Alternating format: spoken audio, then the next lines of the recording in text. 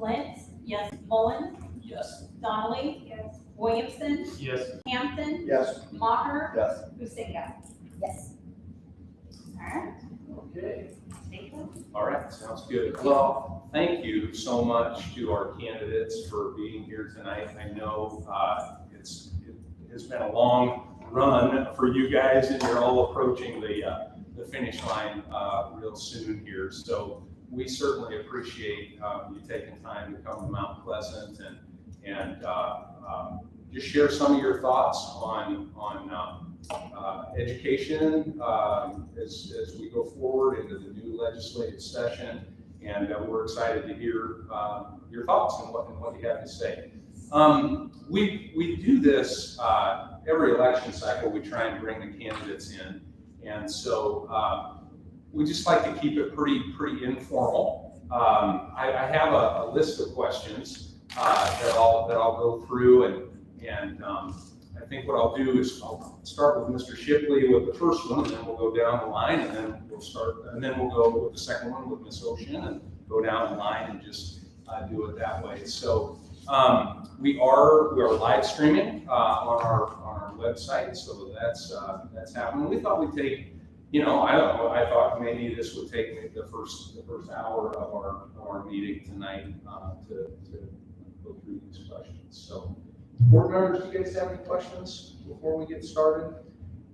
Please feel free, if you have follow-ups that you want to ask, please feel free to follow up at any time. Again, just fairly informal. We just want to get to know a little bit more about you guys and some of the positions that you have. So, all right. So let's just start, if you would.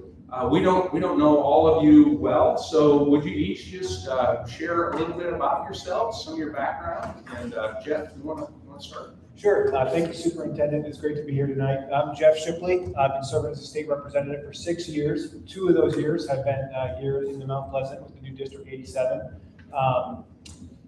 Before getting into politics, I worked a variety of jobs. I had a sales and marketing background. I worked in the renewable energy industry with a solar power company, worked at a law firm doing bankruptcy stuff as a paralegal.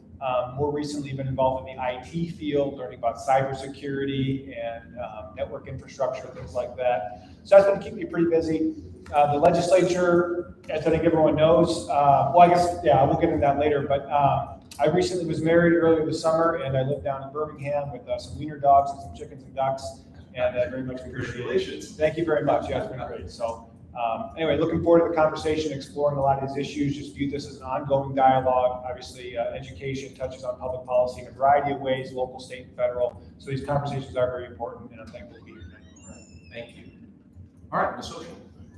My name is Lisa Ocean. I am running for Senate District 44. Can you hear me okay? You feel free to slide that right up so everybody can hear you. Yeah. I come from a long line of teachers. My Aunt Daisy taught Waterford Country Schoolhouse during the 1930s, and then moved to Chicago to further teach, winning an award. My grandfather graduated in 1933 in agricultural education. I've taught community college for 30 years, a number of subjects, mostly history and literature. I want to read one sentence about my commitment to public schools.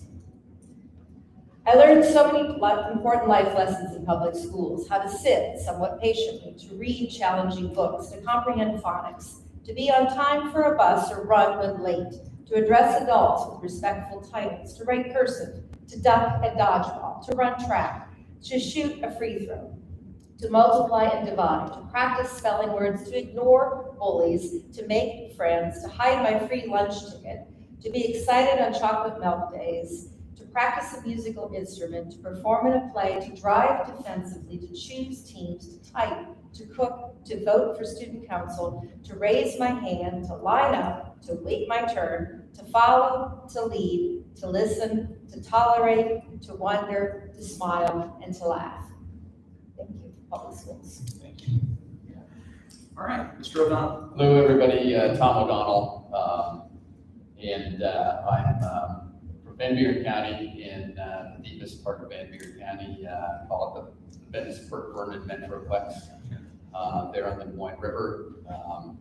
in a 1868 schoolhouse that I married into with my wife, Paula Moore.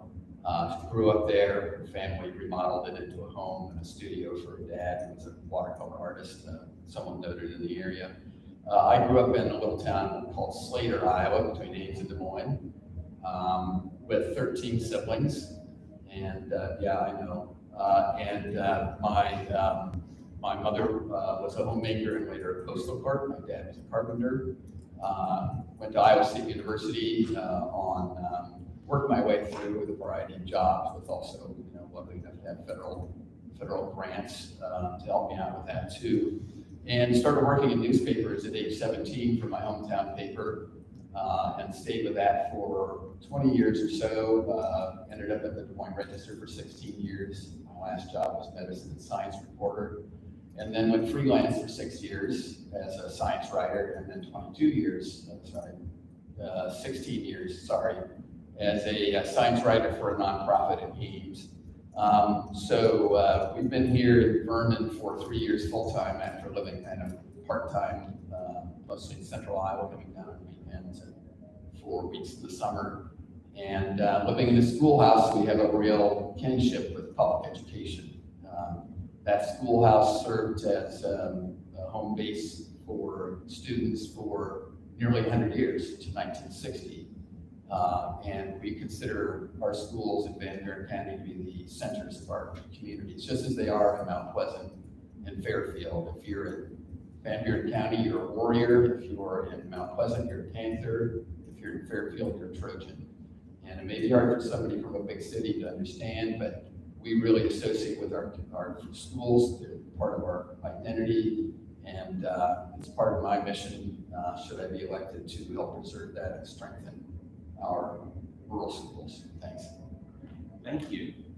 All right, Mr. Poulter. I'm Jeff Poulter. I live north of Middletown, Iowa, in Des Moines County. I spent 5 months shy of 38 years with UPS. And I started out while I was attending SCC, just loading semis, and then became a UPS driver. Always dreaded delivering old threshers over here, but ended up going into management. So I spent 9 years in the rank and file as a union steward, member of the Teamsters, but I really thought I could do more. So I put a letter in and was promoted. I did assignments in Mason City, Iowa, Des Moines, Iowa, and then off to Atlanta, Georgia, Las Vegas, Nevada, Birmingham, Alabama. Ended up my career with corporate office in Atlanta. Graduated from a small school, Dallas City, Illinois. I grew up in Lomax, Illinois. And that small town, small school education prepared me for success. Why am I running? When I voted in 2022, I landed in a new district, District 95. My wife and I were standing there, and we had a choice of one. And I firmly believe that elections should be about choice. You deserve a choice when you go to the ballot box. And I didn't really start looking into. I've always paid attention. I'm a reader. I like to read local newspapers. Watch the news. I've always been, inquisitive that way. And so when, November of last year, I started going, it's made up of 4 counties: Des Moines County, the northern part of Des Moines County, the northern part of Henry County, southern part of Muscatine, and all of Hawaii. So it's a gravel road district. And as I talked to the counties, no one was going to run it. And I thought that was wrong. So I went home, talked to my wife. I said, Kim, if you'll be the first to sign, I'm going to run for state office. And that's kind of what got me into this. It's a grassroots campaign. I'm not going to outspend my opponent. I was an HR director. And I just feel like I don't care how good an employee was, management or hourly, there's always cardinal sin rules. And if you violate those cardinal sin rules, you have to leave the company. And I feel like my opponent violated some cardinal sin rules when it comes to supporting public education in the AEA. So the last 10 years since I retired, I've been involved with Capitol Theater in Burlington, been on the board. I'm serving my 3rd term, and I've been the live event coordinator so I can book all the entertainment that comes to town, so. But no, I appreciate you hosting us, and it's a joy to be here. Thank you. All right, thank you. Mr. DeBee? Well, good evening, Superintendent Henriksen and board members. You know, I myself is the president of the school board in Muscatine. I have been serving on the school board public education for 9 years. Last time I was elected, last November, last year. And I have been the president of the school board in Muscatine for 3 years. The past 3 years before that, I was the vice president of the board. But let me, first of all, and I would like to thank you for your service, because, you know, serving on the school board is really a big and a tough job. Sometimes I get phone calls from upset parents at 2 o'clock in the morning, and we cannot say, hey, it's late. We need to take that phone and answer and try to do whatever we can do. So thank you for your service. Let me introduce myself. My name is John David. I'm a professor of economics and statistics at Muscatine Community College, but also I'm the chair of the business department for Eastern Iowa Community Colleges. Basically, I moved to the United States at age 22, and it has been 37 years. It was like yesterday when I moved after I finished my bachelor degree in business and economics back in my native country, and moved here first to continue my higher education. That's the main reason. I fell in love with the United States, and I started to go to the United States home.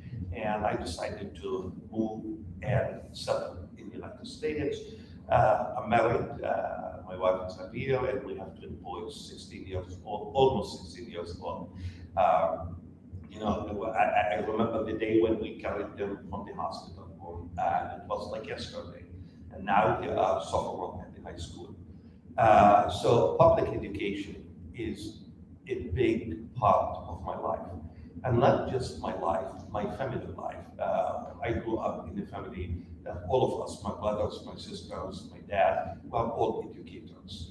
We grew up obviously in different subjects, but all of us, you know, chose education, and in particular, public education is a field for us.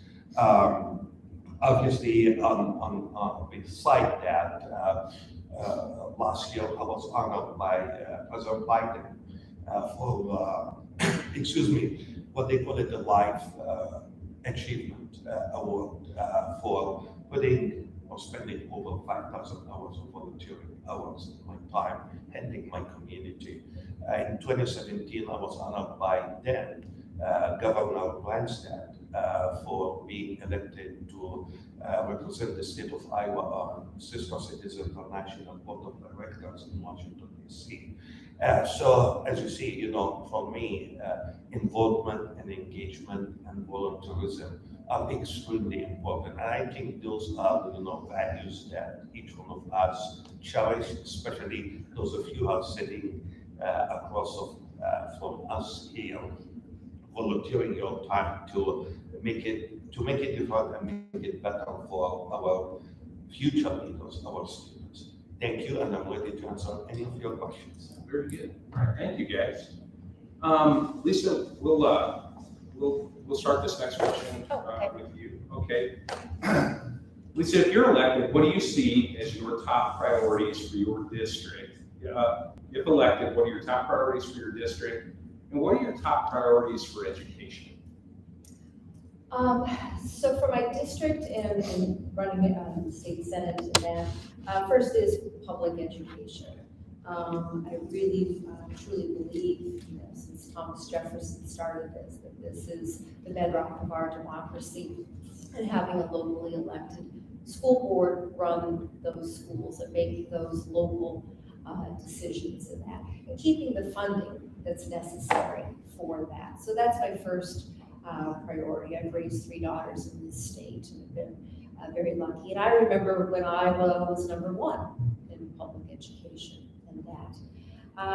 2 is reproductive freedom. I'm very concerned about what has happened in the state, in the various states, and that Iowa ranks 50th in the number of OBs per women, and it also affects girls.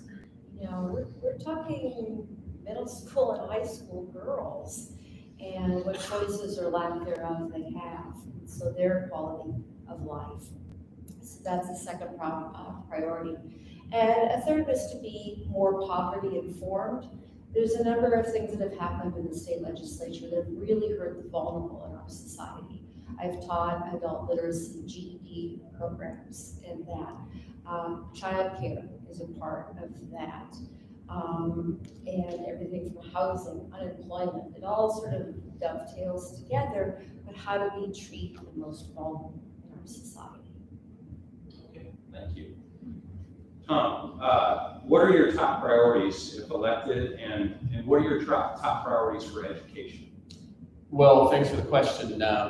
Two things I want to note before that is, first of all, I looked up and there is a screen print by my late father-in-law on the wall right behind me there. Wendell Moore screen print there. There are a lot of them out there. The other thing I want to say is I want to give Mr. Shipley a pat on the back for being here. He's the only member of his party brave enough to appear here. It's been going in the line then perhaps a little bit, so I'm glad to see him here. My top priority and the thing I talk about most when I meet people is education, public education and rural public education, and strengthening those local schools, keep them vital, and make sure they provide the best education. There's no reason that a school in Keosauqua can't provide an education just as good as a school in West Des Moines or Davenport or anything anyplace else. It's just as a matter of the will and the funding. And there are three things I talk about when I discuss education, public education. The first is the underfunding of our schools.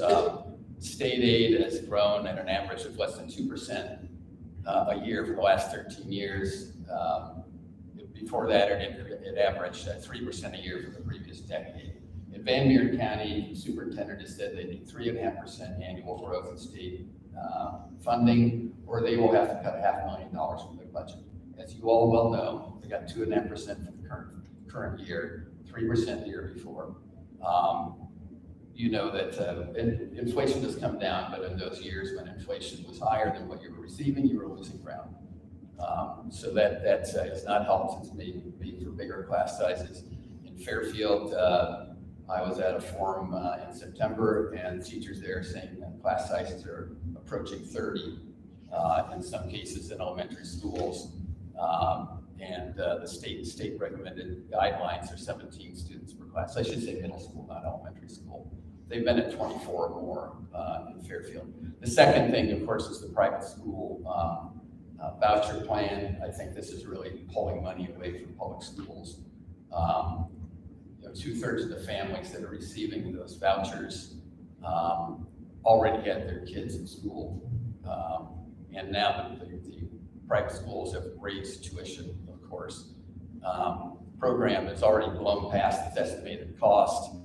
It's at almost $250 million this year, and it has no cap. It's a bottomless hole for Iowa revenue. It is an entitlement.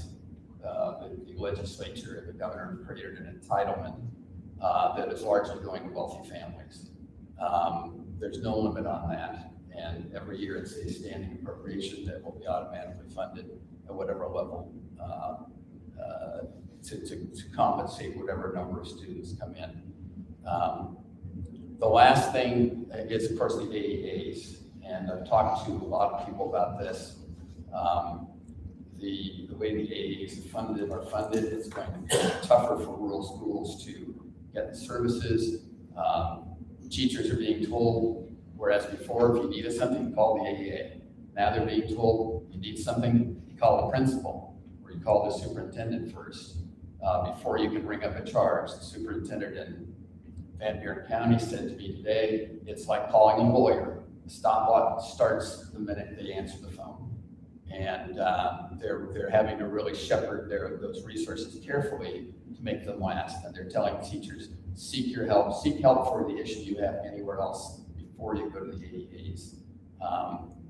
Whether it's a fellow teacher, whether it's a instructional coach or whatever.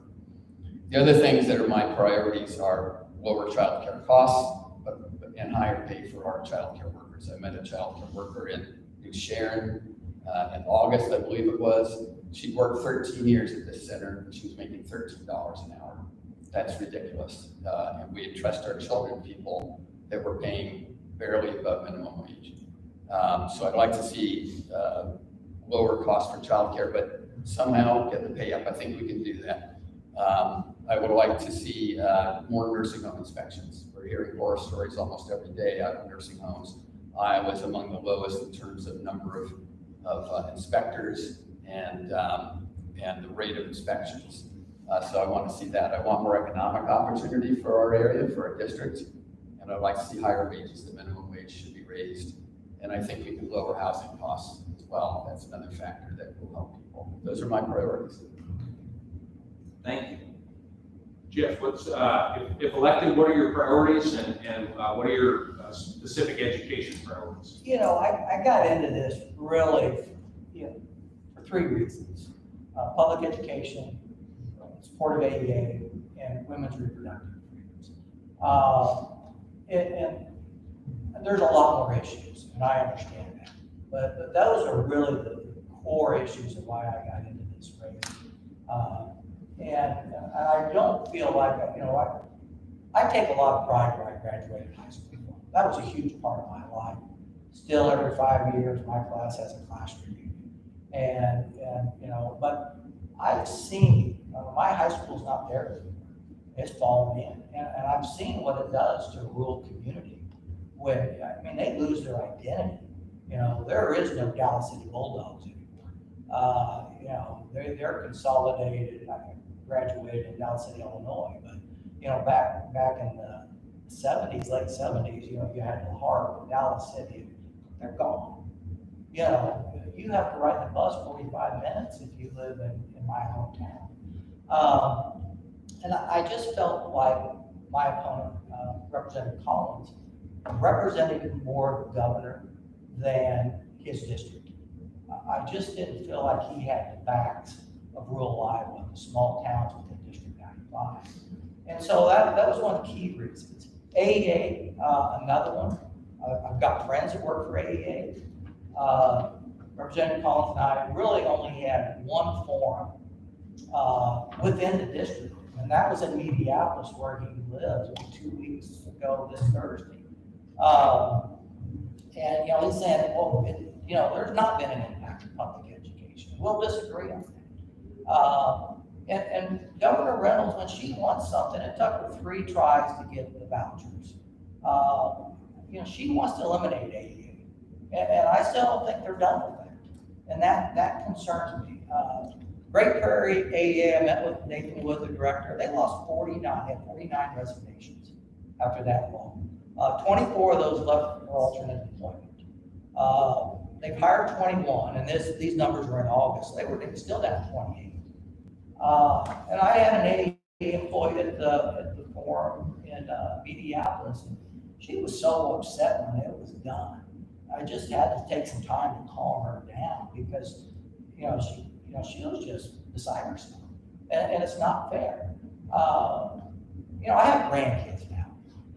I'm doing this for my kids and my grandkids and other grandparents and young people because I truly feel you can have a good education in a rural school district. And I know, if we don't change the way it's going through funding, through the support of AEA, you're going to see some more consolidated school districts. It may benefit a school district like Mount Pleasant if New London's not able to continue, or Olds, Crawfordsville, all these small towns, may benefit Mount Pleasant, but I wanted to see those communities keep their rural school districts.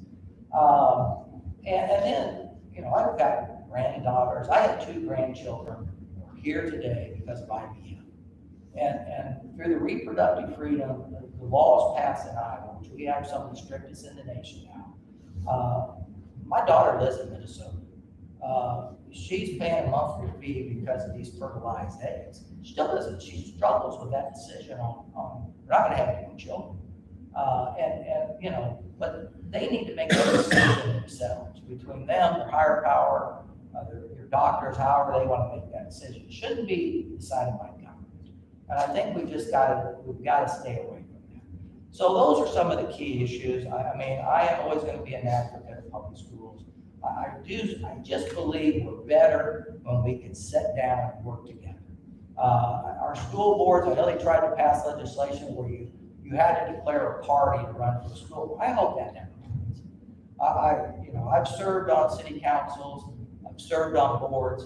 When rural Iowa, Iowans in general, if you sit down and work together, we can resolve issues. And so, I will always have the back of public education. Thank you. John, what are your priorities for the district and priorities for public education? Well, great question. Thank you for asking us this question. As a lifelong educator and lifelong individual who spent all my life from day one till now in education at different levels, whether a student or working in the educational field and so on. Obviously, public education would be definitely my top priority. This is, as Jeff did mention, for me, I wasn't planning to run for the Iowa Second Seat. The main reason why I ran as a school board president is when I started seeing the attack by the state on public education, starting with vouchers, for example. I remember I met with my opponent many times. I asked him on behalf of the board, we had a statement that every board member voted in favor of that. And I met with him, I gave him that. I asked him not to vote for vouchers, and he did vote for vouchers. Taking over $180 million for public education to local schools and so on does affect public education, public schooling, especially in rural Iowa, in smaller school districts. But it didn't stop there. That did not stop there. They went from there to banning books. And I believe that each one of us should have the ability to either read a book or not read a book. It's our choice. We cannot allow the money of the government to tell us what books that we can read and what books we cannot read. So they came up with banning books. Then the AAA, as everybody know about that, the same thing. I met with in my office for 2 hours with my opponent and asking him to vote against that. And he did vote to break the AAA. In Muscatine, I can talk about Muscatine as a school district. 62% of our students depends on at least one AAA service, at least. And I think most probably your school district is no different when it comes to AAA. What are we telling those students, our future leaders, as we are doing things like that and breaking AAA? And it did not stop there. 2 weeks before the end of the session, they decided to vote and pass a bill to teachers and staff. And I remember at that moment, this is the moment that I said, I should run now. There is no way we can just sit in silence.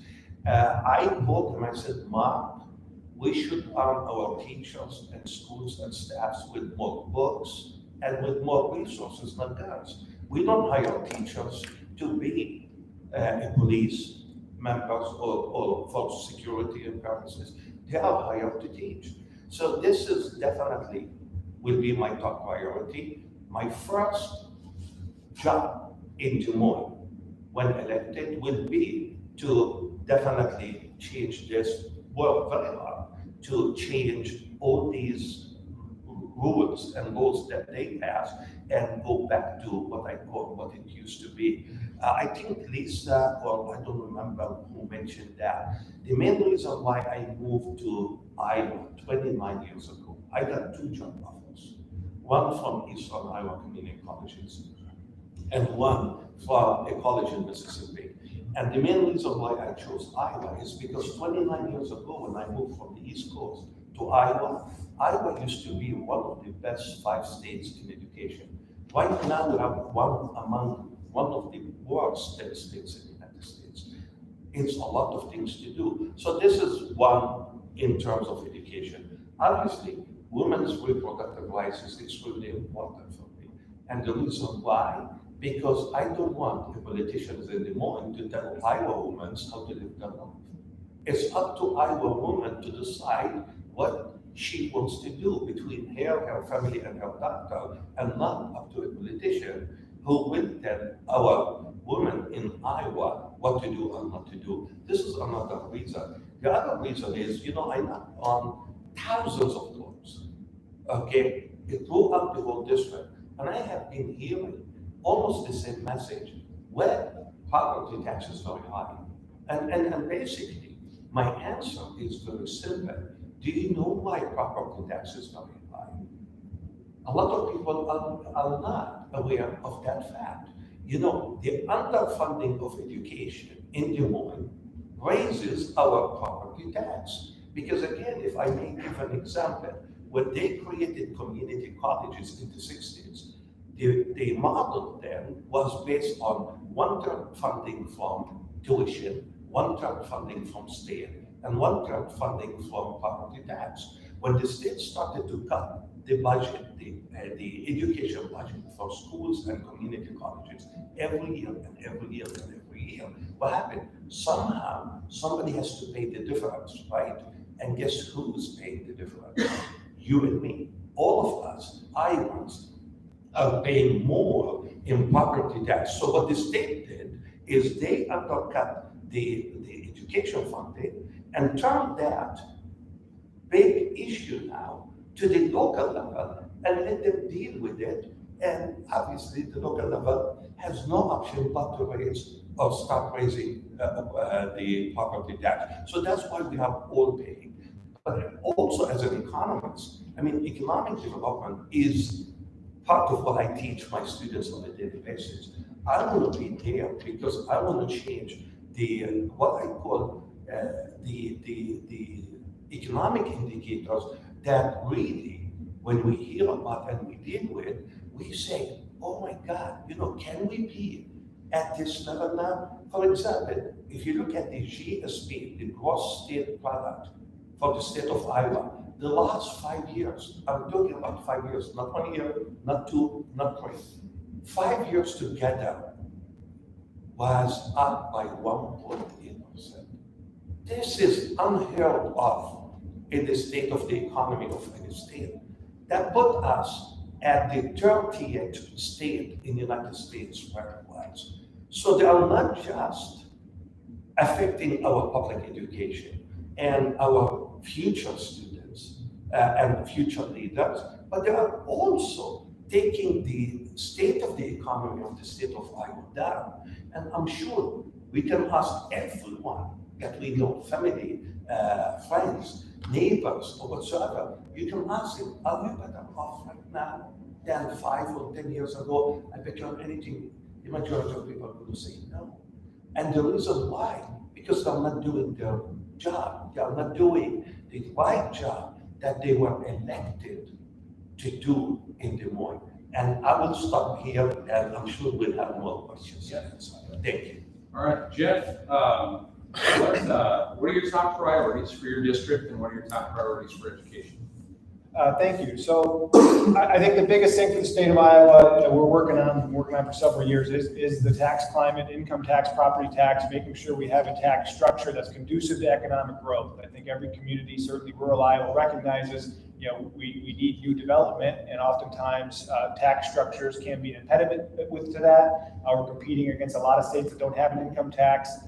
Property tax concerns, we hear about them all the time. So I expect that's going to be an ongoing issue, and it could hopefully relate to more flexibility for your school district if, say, we consolidate some discretional levies and things like that. So I think it could be a beneficial discussion. And a lot of these systems, it's been a while since we've taken a look at them.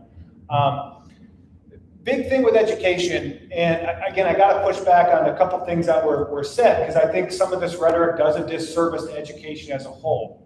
I think the big thing we've been dealing with as a society for a long time really is just trust, and especially with the school district, making sure there's a strong bond of trust between parents, students, and the school district. And we've done a lot. I think a couple of conversations that didn't get enough attention was the comprehensive review of education standards and relooking at the core curriculum. So Common Core is on the way out. Learning cursive is back in. There's arguments for and against that, but that's a determination our education director made. So those are really big issues. The other thing that came up was age-appropriate standards and ensuring that if a parent drops a kid off at school, that they're going to have materials that are age-appropriate and suitable for that age. The state of Iowa and the legislature did not ban a single book, and describing it that way, in my mind, is completely disingenuous and really disqualifies any sort of productive or collaborative discussion. Iowa schools are still legally protected to distribute obscene material, and I'll just explain this in the simplest terms I can. So what we were really zoning in was sex acts, and these were graphic descriptions of the actual act of sex. So just mentioning these characters had sex isn't enough to break that threshold. So your school district right now, perfectly legal, if you wanted to give a student a Playboy magazine because it anatomically correct, displays the breasts and the genitals, probably has a great article about climate change in there, you guys are perfectly within your rights to do so. The Sex Act prohibition is when you get into what would be considered more hardcore pornography, where there's actual images and descriptions of the penetrative sexual act or ejaculatory functions. That definition is found in 702.17, and it's been very frustrating because to me it's very plain, but it's been, in my opinion, you have educators who've elevated politics above education. And that really just drives a lot of concerns and distrust. I think that's one of the reasons why the school choice program has been so popular. The materials that we discovered in our oversight meetings really are indefensible. And even materials that don't run afoul of that Sex Act red line, there was materials which were instructing kids to view pornography as some sort of sex positive thing they need to learn to do. From my perspective, I could be wrong, but that's like 100% asking for bad news. I don't think there's really any sort of time where a child needs to learn from school on how to access pornography. The other side of that is there's a book which taught kids how to take naked pictures of themselves for the purpose of transmitting them digitally. Again, 100% of the time, I think if a kid does that, they're asking for bad news. When you look at psychiatric diagnoses and mental health illnesses, we actually have really terrible testimony. The suicide window from when a young woman has an image of herself that she took, distributed within a social circle, to her committing suicide, there's an instance was less than 24 hours. So again, to say that the state of Iowa is banning books, it's just really not true. The law won in court. There's another lawsuit, so depending on how that goes, there might be a need to tinker for the law. I told the Des Moines Register it probably could perhaps use some more fine tuning, but in general, the standard is very clear. And again, thank God, I didn't even want to bring this up tonight because your district has not had any problems. And your district's done really, really good in so many ways, but we are seeing a lot of districts in central Iowa that, again, our parents in this area read the headlines and are following the issue. So anyway, so like I said, you're legally protected to provide obscenity to minors. If I did it as a criminal offense, the schools can do that in Iowa law still. We may change that, may not. It applies to libraries too. But it really is that more hardcore. And it's the same definition of obscenity you find on the federal DOJ website too. So we're not really making anything up. These are reasonable contemporary community standards and are probably even more strict than, say, an R rating on a movie. And just to finish out this discussion, we also looked at literature that used a lot of profanity. There's a fictional account called The Hate U Give, which used the F word close to 200 times. We neglected to kind of take any action on that. Profane language, for a high school student, we're willing to let that slide. But the things of a real strict nature obscenity that ran afoul of 702.17, we had to draw the line there. But it has been difficult. And the Des Moines Register even admitted I had a point, that educators were obfuscating the issue and trying to drag that in a bunch of other benign titles to kind of discredit the law. Anyway, so that's in court again. But I just had to get off my chest. It's been very difficult to have conversations and collaborate when we're just so far on different ends on what we're actually talking about. So getting back to kind of my priorities, just really quick. I have done a lot of work on children's behavioral health and really expanding the tools in the toolbox for that and throwing a lot of ideas out there. I know Chairman Wheeler is very excited about a bill to ban synthetic food dyes in classrooms and could probably be pretty strict on that. This is something other countries have done over a decade ago, but there seems to be a pretty clear correlation between behavioral disorders, the classroom management, and really I think a lot of the kind of theories. Basically, we're seeing a lot of students who have a lot more trauma or complex trauma and complex needs, and unfortunately, prescribing them psychiatric medications just really isn't getting the job done when it comes to really getting these kids on the right track. So I think I'm really looking to take a deep look at all of this, and like I said, really expanding the toolbox so educators have every tool at their disposal, and again, hopefully having strong relationships with parents in the community to really make sure classroom disruptions are not a problem in Iowa. So again, sorry if I got off track a little bit. There's a lot more to talk about, but I think that's good for now. Yeah, thank you very much. Thank you for answering that question. I think we got to learn quite a bit about where you stand and what those what your priorities are generally. In an effort to get through as many questions as we can, I'm going to ask the next, and just if you could briefly try and address these next few questions. So we'll start with Mr. O'Donnell on this one. Mount Pleasant and the region depend on a strong manufacturing and small business climate.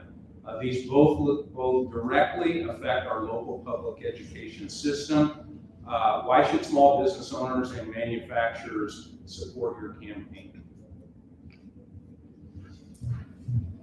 Well, I presume you're talking about how education and local business can mesh. What the premise of the question is more as our manufacturing base expands, we attract more people to our community, and it helps enrollment, helps everything. So it helps our tax base. So why should small business owners and manufacturers support your campaign? Well, you know, this is the third forum I've done, and the first two were with Chambers of Commerce. And I've always started by saying I expected to have questions about business, but at the root of those questions is education.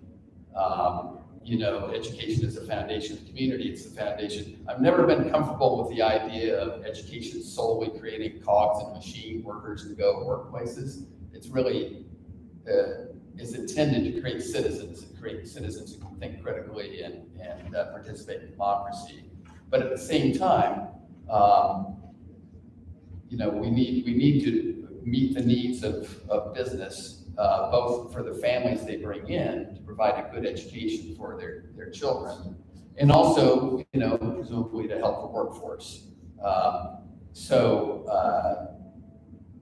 I guess I would still not quite grasping the question, but I think what I'd like to see perhaps is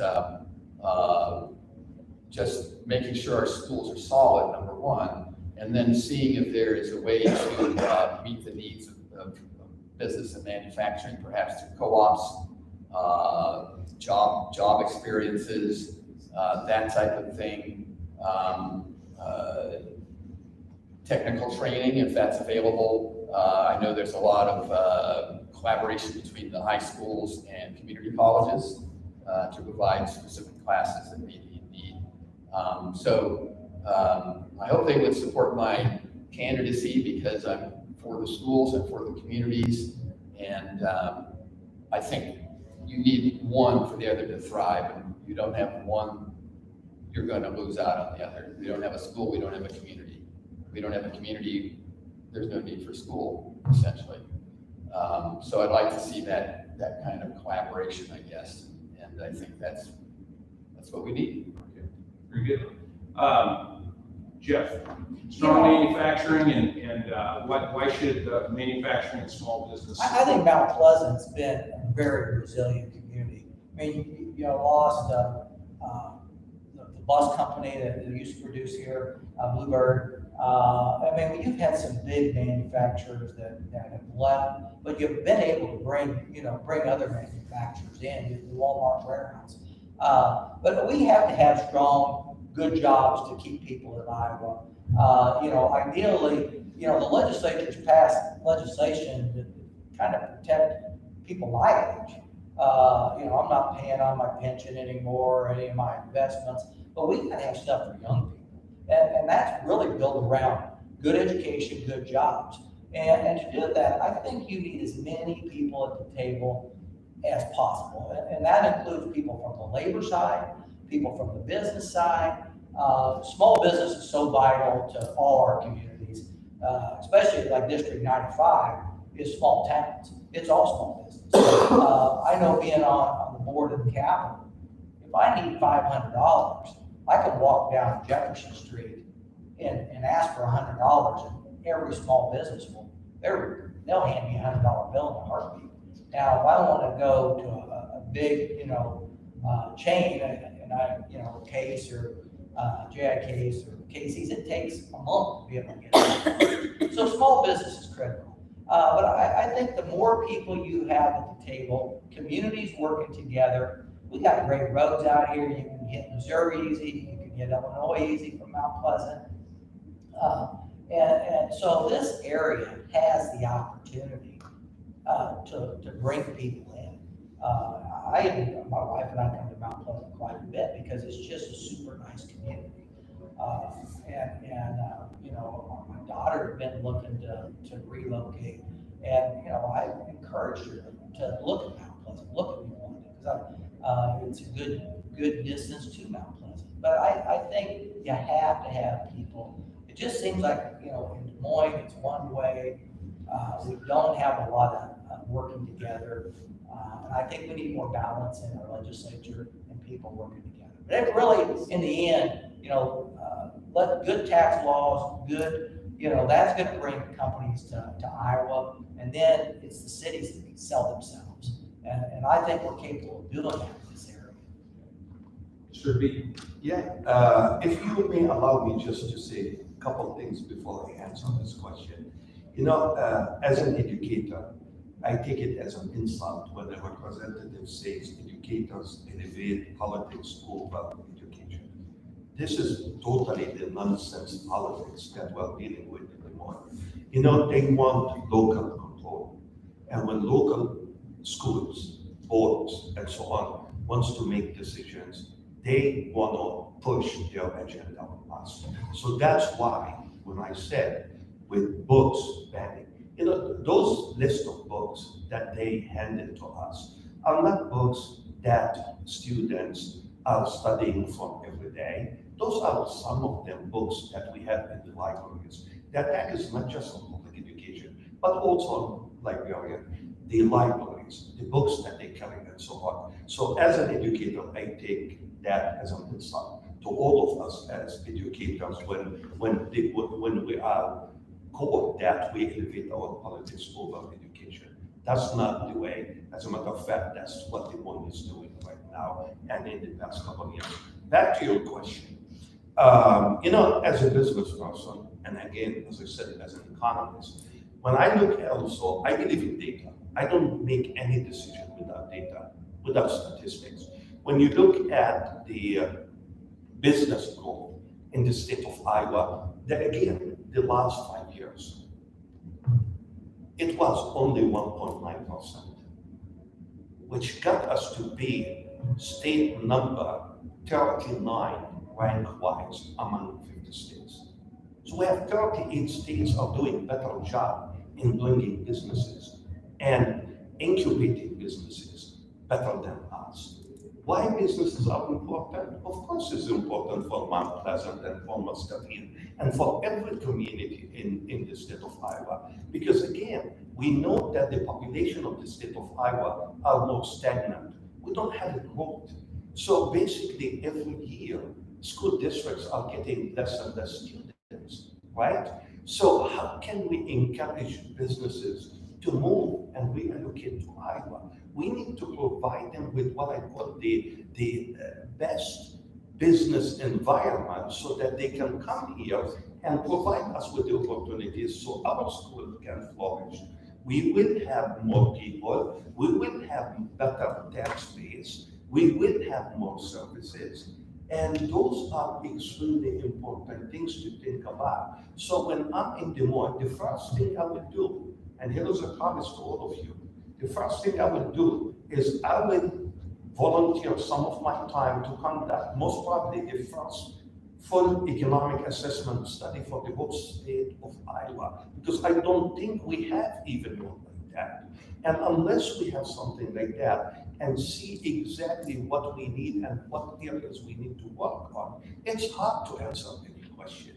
It's hard to predict, because otherwise it becomes hit and miss. We do things, sometimes we find out that we are right, and sometimes we find out that we're wrong. So we need to go back to the basics, is do the studies needed in order after that, use those kind of studies to make those decisions. Thank you.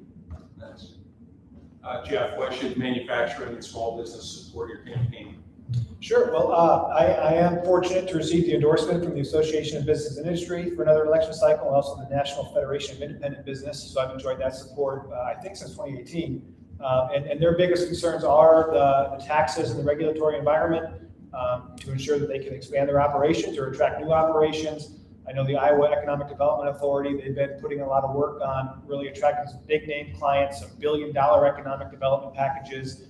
And that was a little bit controversial, so we'll see how that sort of effort pans out. I think the other big thing too is, just with the manufacturing, and I think, again, going back to taking a look at our education standards, our graduation requirements is, what would it look like if we tilted that closer towards building trades, robotics, automation, science, technology, engineering, math, even more so. I think one of the biggest things I've seen from your district is the home industrial arts. They build a home for the Habitat or whatever organization it is, but they do a great job, and we saw a tour of what they were able to do, and that kind of hands-on learning environment.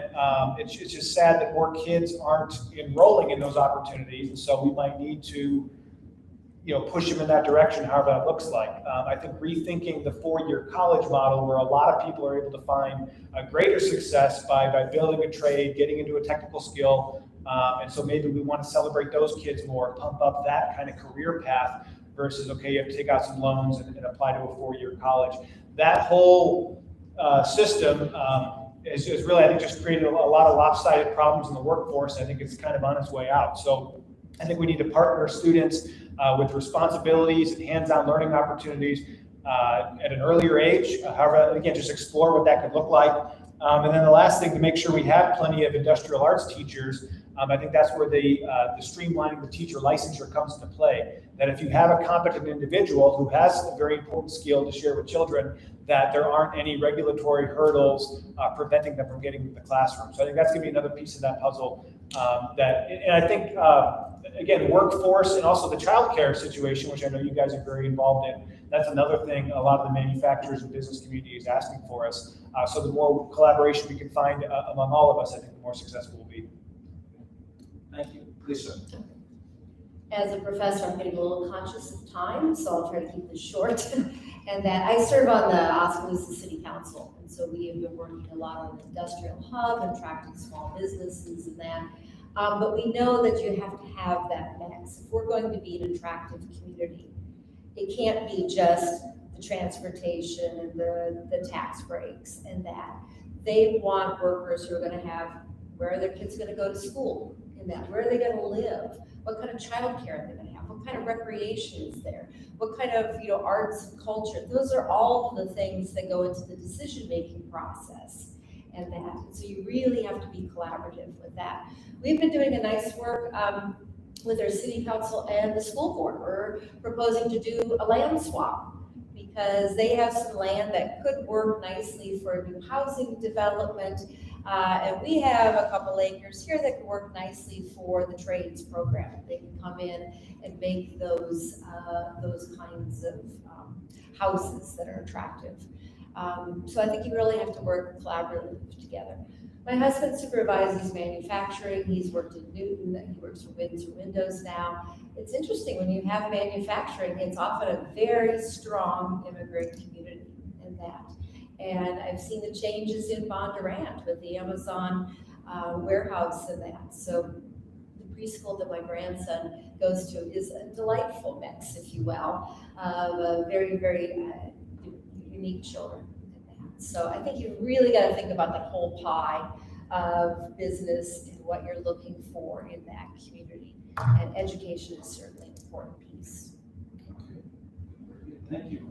I want to make sure that we do get to this question, Jeff, to you. School safety.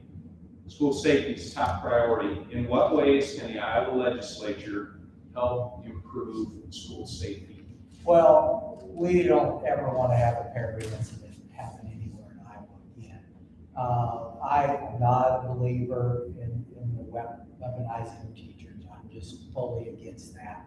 I think we really have to, I don't know if I have the answer to that, but, if we have to, the state has to hire law enforcement or resource officers that are trained in that in every school district, then that's what we have to do.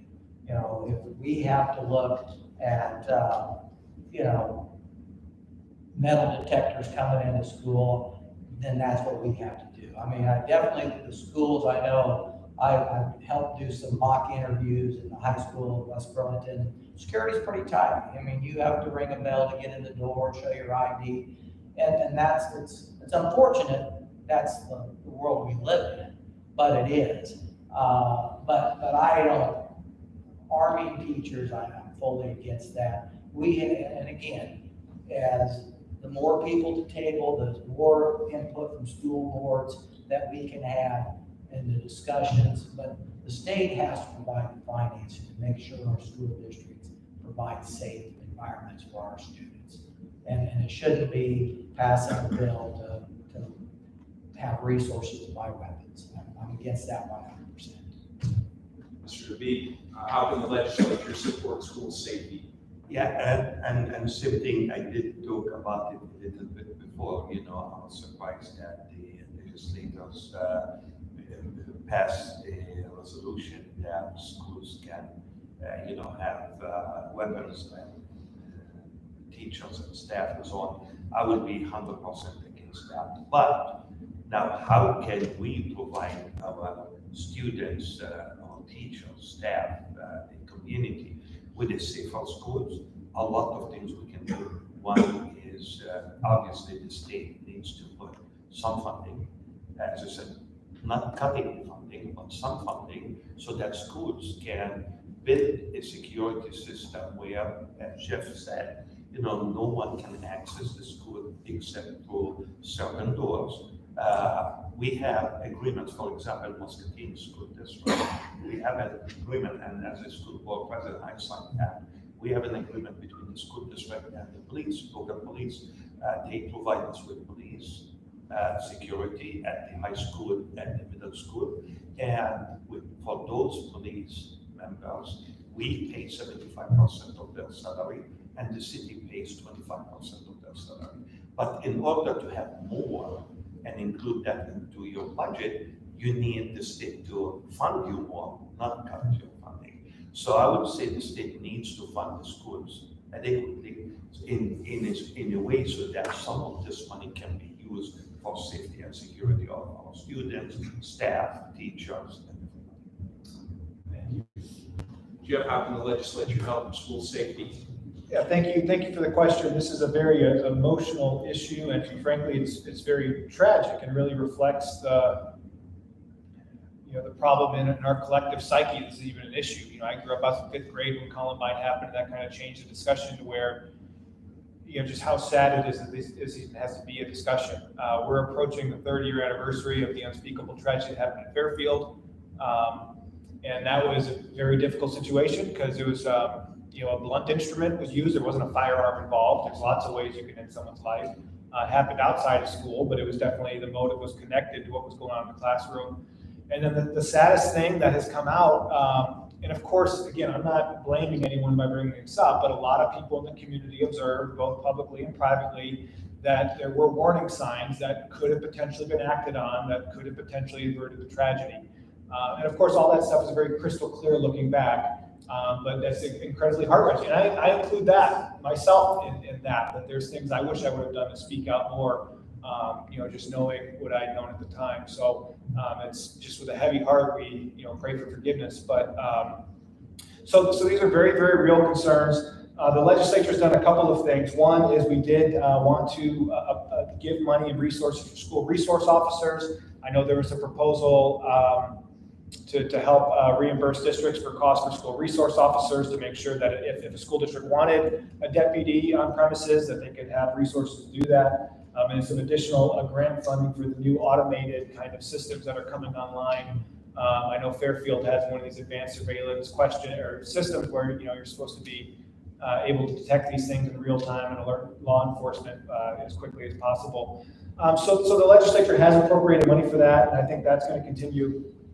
Just one real quick note on the armed standpoint is previously, Iowa law did allow, this has been on the books for a long time, school boards were allowed to designate a staff person to carry on campus.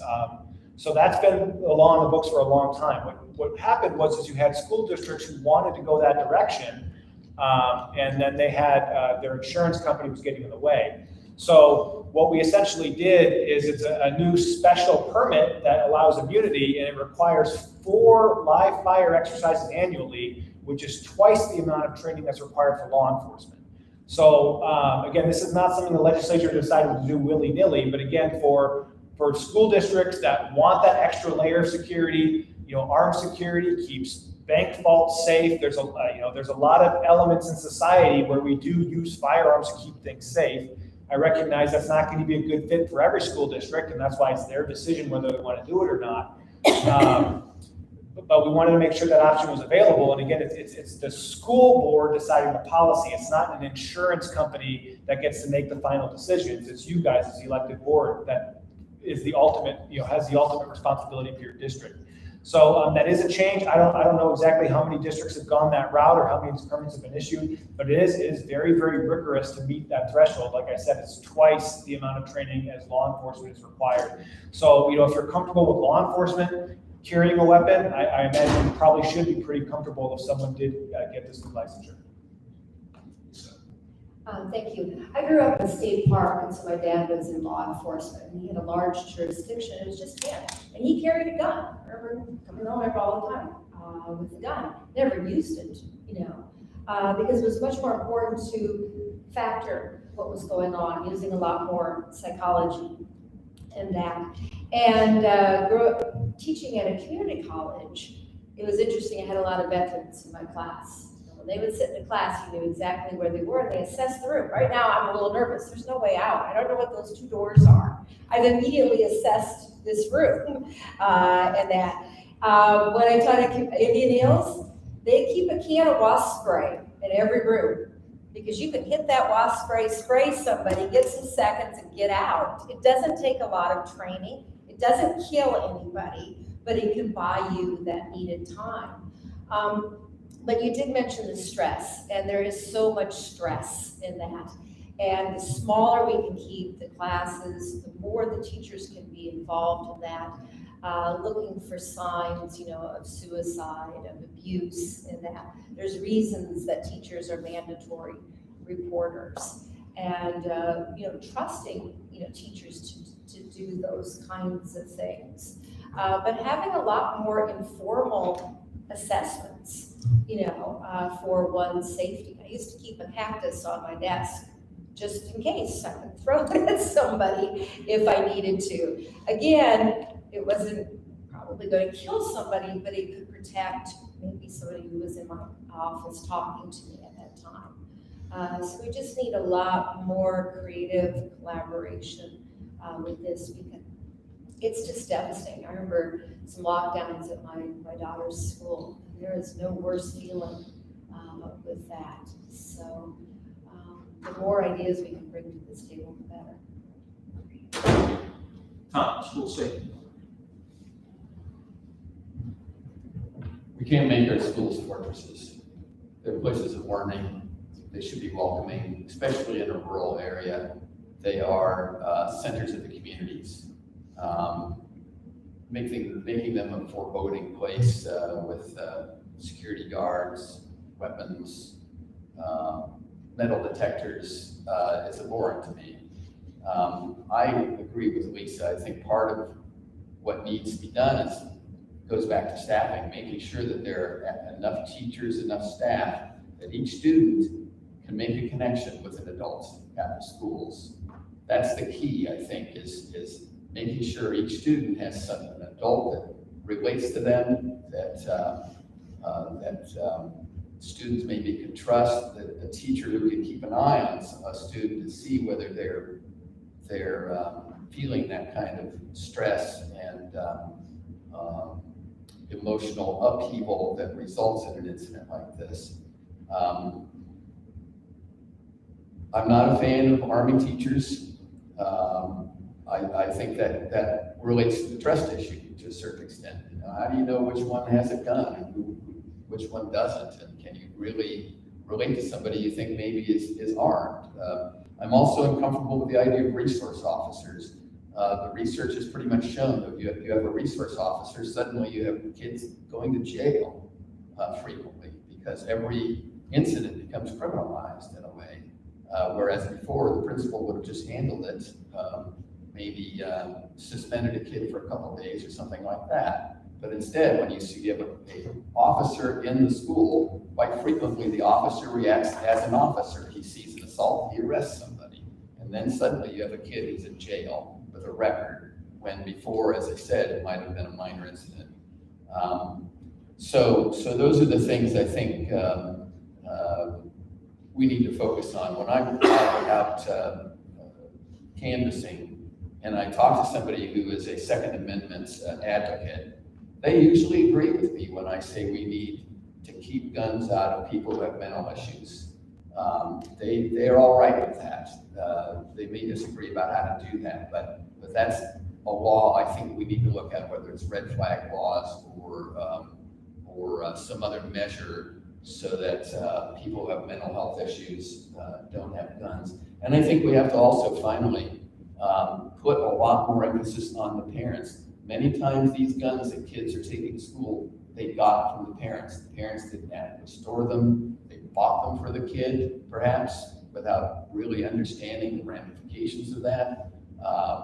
Parents need to be educated about how to store safely, how to evaluate your child, know whether they are mature enough to handle guns. Should they buy them one for them? I'm not saying a kid shouldn't have a gun to go hunting squirrels or go hunting pheasants with their parents or things like that. But there has to be a lot of thought going into that, and I think educating parents in some way on that issue of storage and evaluating your child to see whether they're mature enough. I think that's something we can do. Thank you.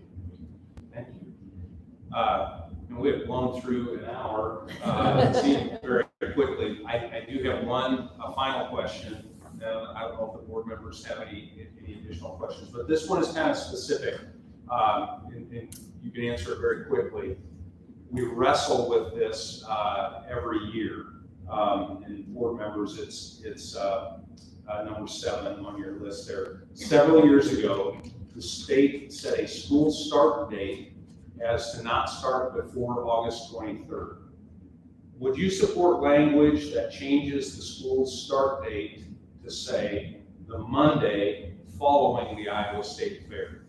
I know there was some possible legislation last year where we could start that Monday after the State Fair. We understand that nobody wants to step on the State Fair. We understand that. But right now, the date is August 23rd. Would you support legislation that said the Monday following the State Fair? John? 100%, because this is an issue, as you said, as all school districts are dealing with every year. So I see the important thing about setting, let's say, that date as a Monday, for example, after the State Fair, regardless what will be the date as a starting date. Yes, I will go for that. Okay, all right, thank you. I'll also say yes. I don't quite understand why it hasn't gotten done. I think we've gotten this request several times now, so. Okay. Lisa? I would say yes, not so much for the state fair and that, but because it gives a little continuity to what we're doing in the state and some emphasis on, as the European would say, taking a holiday in that. Yeah, okay, thank you. God forbid we should interfere with the Iowa State Fair, the all bow down, but yes, I would support that law. Yeah, I think it just is common sense. I agree. It makes common sense, so I would support. Okay, very good. Board members, you guys have any follow-up questions? I'll go. I want to talk about specifics to our districts. I know that each of you run in a district that has multiple community schools. But talking with educators here in our district, probably the biggest challenge I hear about is dealing with behavioral issues. That has become the #1 challenge that teachers are facing. And it can't be boiled down to just one issue. And so I will touch on a few of those just to kind of show you how each of the points that you've talked about today can really comb down into one problem that the district faces. So large class sizes, which goes back to adequate staffing, which then talks about adequate funding. So I guess it's more not of a question really per se. I kind of like a response, but I think that my biggest concern is a lack of state aid, SSA being 2.5%, didn't cut it this year. So what would you do to increase the state aid that's desperately needed?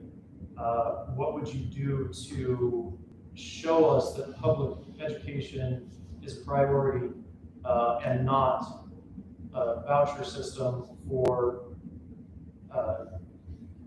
schools that don't even need it? In this district, we don't have state accredited non-public schools. So will you show a priority to not back the governor's just straight party work in improving the voucher system, but show us as a rural community that public education is important to get the funding we need, to have adequate staffing, to then tackle and feel supported in the behavioral issues. Start, yeah. I can take a step on this very quick because, this is really the core of the issue. Thank you for asking this question. For me, 2.5% is a joke. I would call it, I want to be very blunt on that, is a joke. I don't think the state of Iowa is showing us that they value education by giving 2.5%. That's #1. So my promise would be, I will fight very hard so that school districts will get what they really deserve and not 2.5%. #1. #2, one of the things that bothers me the most, and I'm sure all of you deals with that as board members and very active in the school district here. There is a law in the state of Iowa that say that legislators has to set the SSA the first 30 days of this session, right? I didn't put that law, they did, right? My opponent was one of them too, right? Every year they violate their own law. So this year, the 30 days was February 9. We as school districts got the SSA almost towards the end of April. And we were forced to have hearings, public hearings, because again, we didn't know exactly what the state wants to give us. So this is an indication that people in Des Moines have no respect for public education, because if they do, they will follow at least their own rules that they set for public schools. I know exactly why it's important to set that the first 30 days. Because the school districts, we budget, right, in advance. So we need to know where we are going with how much money they are giving us. So thank you for asking this question. My promise to you that every school district in the state of Iowa, will be definitely respected, listened to, and also given the resources needed to become the best district in their area. So thank you for asking this question. So that is a great question. I have a lot of thoughts on it. Hopefully I can come up with something cogent because you covered a lot of ground. But I think first and foremost, I completely agree. The classroom behavior issue is the one we're hearing the most about. I know the legislature's done various things over the years. So I think in 2020, pre-COVID, we rolled out the Therapeutic Classroom Grant Program, which I believe your district's taken advantage of, was one of the first districts to do so. Also in that legislation, it forbade classroom clears, which was the practice of clearing out all the other students in the classroom if one kid was having an issue. And then we also had another bill, I think last year, to basically direct you guys to make sure you had a policy in place for escalating discipline, to make sure that if a kid is acting out of line, that there really is a disciplinary path that will be adhered to and ensure that discipline is being enforced. So there are some things we've addressed there. I think there's a lot more work to do. Again, alluding to some of my previous comments, I think some of the things driving student behavior may or may not be solved with funding, although, like I said, I did have a proposal to massively expand the Therapeutic Classroom Grant, which came with a very big price tag. So I think if we do have interventions that we know are effective, I'm very much in favor of funding them. But I think we need to look at diet and nutrition as a big thing. I think there's even some conversations to be had about, okay, do we need to be increasing recess time? Do we need to be easing up on some standards to give more flexibility in the classroom, to give kids more direction or control over their education? This is not necessarily a popular idea, but I remember hearing about this for a long time, is even the start time for schools, that maybe children are not wired to be out of bed at that time. If you maybe delay it to 9 or 10 a.m., maybe you get a better result that way. So I think there are a lot of strategies that are worth exploring that might be very cost effective. The last one I'll mention is there was a systematic review correlating vitamin D deficiency to mental health outcomes. That's something that could be arguably alleviated relatively inexpensively if that research was ever taken seriously. And it hasn't been so much in this state, but the research does exist, and for both adolescents and adults. On the school choice thing, interestingly enough, and I understand a lot of the frustrations on this, and I think the goal is to make sure, I think Iowa is respecting public education. I think that's a little bit of a two-way street. So just to kind of give a little of the backdrop on how the SSA number is arrived at. Typically, the House supports a higher figure, the Senate supports a lower figure because they're big on their targets to eliminate the tax burden, and then we kind of meet in the middle. But interestingly enough, it's very, very difficult to justify raising SSA higher when you have school districts willing to go to federal court to fight parents, claiming that they have the legal responsibility and right to lie to parents. And that's what happened with Linn-Mar, where it's been a big debacle. And thankfully, they were struck down in federal court. They lost in both the Iowa legislature and federal court. But you had a school district that decided it was in their best interest or their students' best interest to have a policy. And again, the policy wasn't use your best judgment on a situation. The policy was the employee had to lie, which then creates a lot of other conflicts. If you have a religious school employee that isn't allowed to lie, how are their rights affected by that? So anyway, it's a big federal case. Why do we need to be arguing in federal court about such things? That really harms the education system, and it really prevents public support from getting there. But just on the school, and that is what's driving the school choice phenomenon in a lot of the districts in central Iowa, is a lot of these issues are front and center. And I think we need to address them and get them out of the way so we can start rebuilding trust. But just for instance, the way the school choice formula works, if Mount Pleasant Christian, if they did become an accredited non-public, for everyone enrolled in that would necessarily raise the funding of some of your categorical supplements. So the formula is worked that if Mount Pleasant Christian became accredited tomorrow with 100 new students enrolled, you would automatically see additional funding from that. So I think there is, a big enough pot. We were looking at, the 2023 budget where correct me if I'm wrong, I think the figures I saw is around $32 million for 1,767 students. Those are significant resources. And I'll just end by saying this. I think it's very, very important. All children, all adults, anyone maintains an attitude of gratitude that we are incredibly blessed, and that maybe the financial resources aren't as much as we'd like, but they are something. And when you disparage those resources and attack those resources, it's harder for them to go further.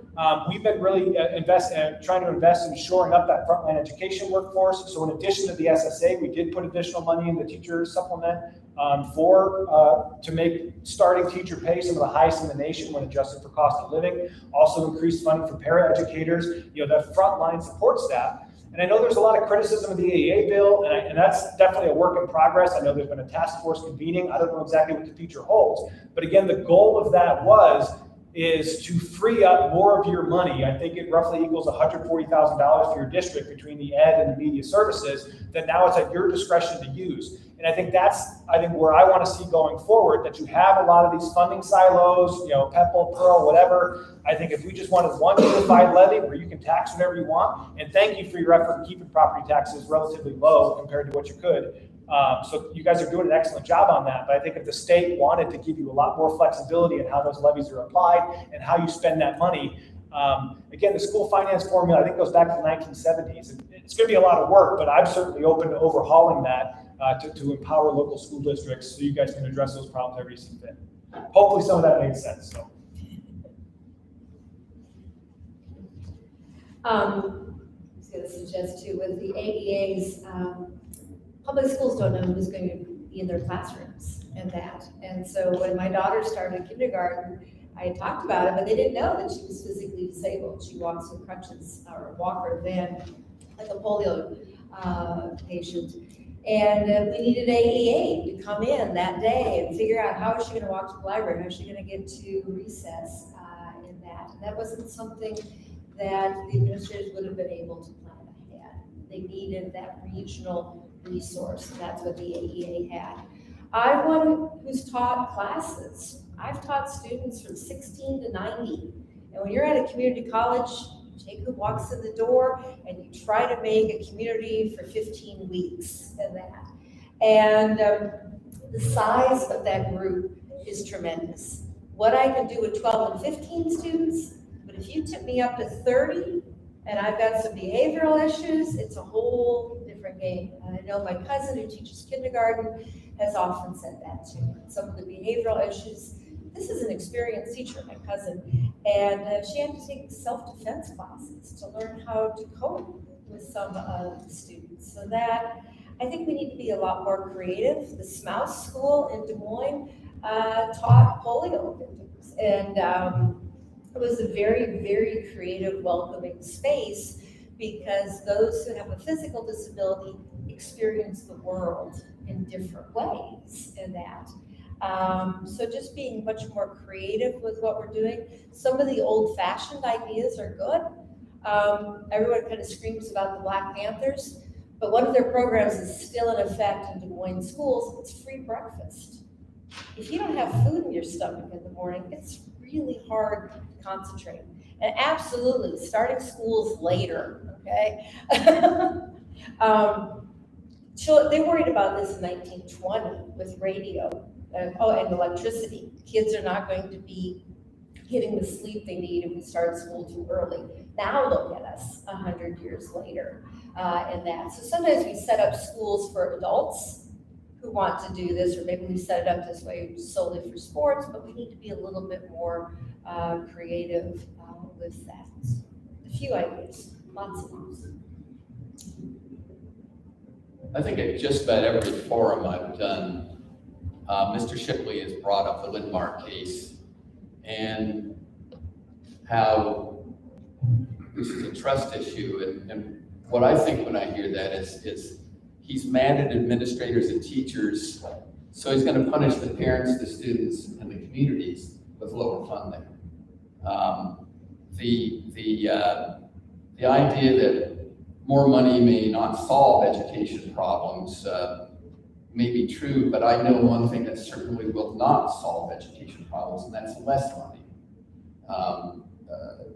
Mr. Williamson is right that there's a connection between funding and staffing and class size and behavior problems.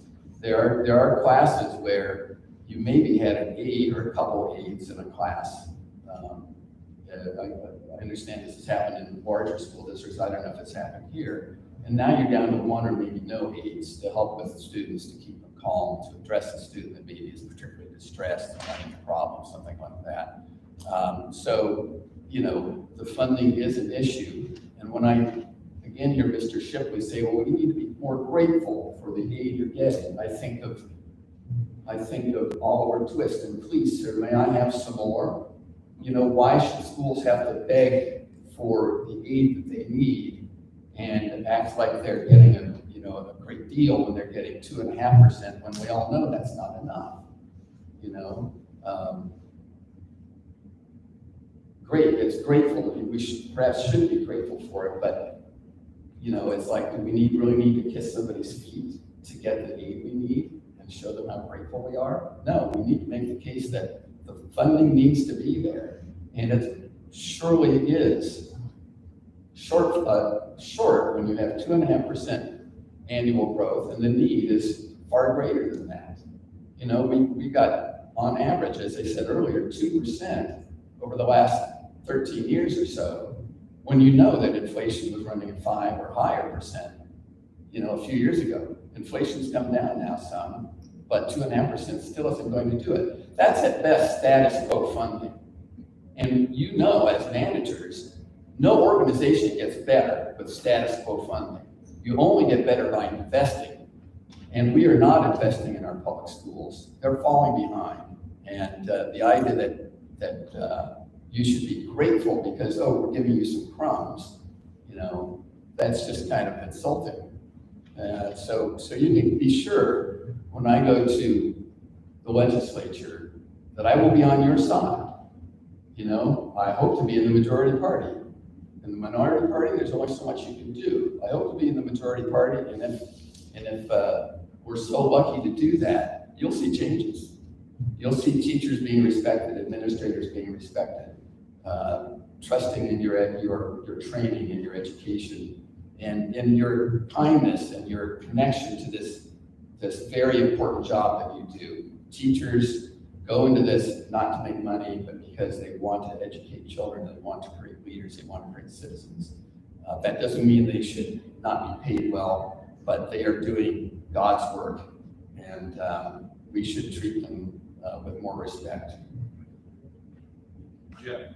You know, I can't agree more. You know, the one thing I do take a lot of pride in, people will have a choice this election cycle.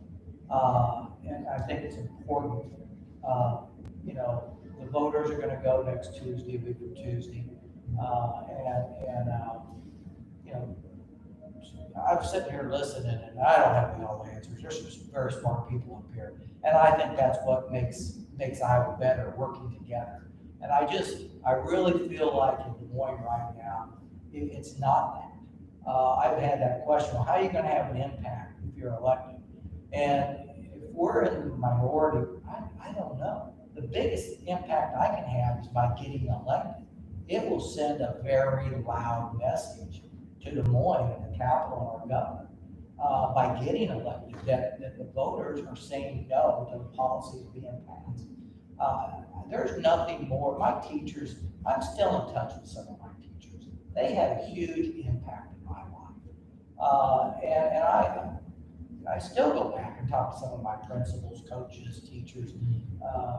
Now I'm approaching 50 years getting out of high school. So, but they had an impact, and I know teachers have impact on students' lives. And not every student has a great home life. And that's where that teacher can make a huge difference. For those kids that are struggling or you know, come from a broken family, we live in a very disjointed society. One of the reasons I come back to Iowa, because you know, I really feel like the people of Iowa have common sense.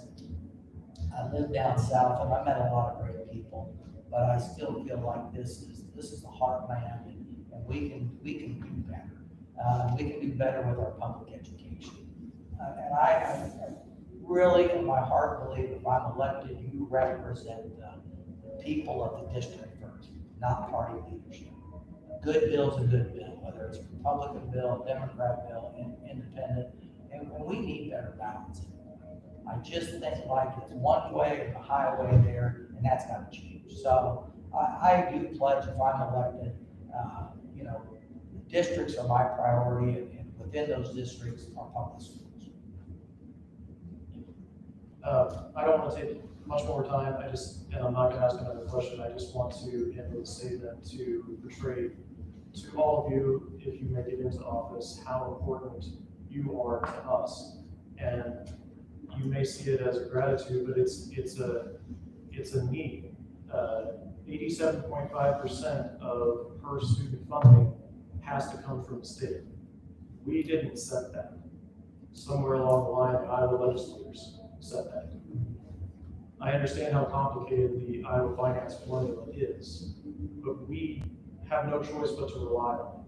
So we heavily rely on whatever that SSA is going to be, whether we're grateful for it or not, it's needed. And to watch a $2 billion surplus in the legislative session and be praised makes us feel like we missed out. It could have been used on services the district needed. So please, to all of you, continue to keep public education in mind when dealing with state's finances, and we really appreciate it. Thank you. Thank you to each of you for your role and for supporting your communities. It's important. Man, I can't thank you enough for taking the time to be here tonight. It's very, very informative. I wish all of you the best as we, again, a week away from elections. So the very best to all of you. Thank you for being here.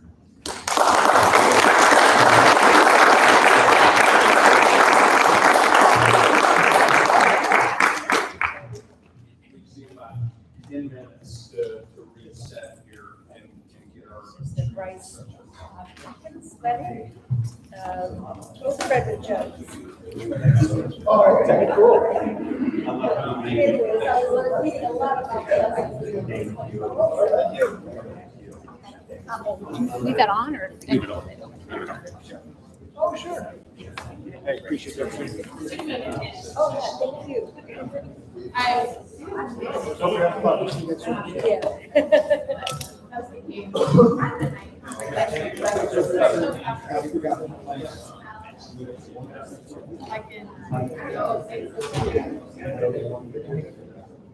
I feel like we were in like the family team.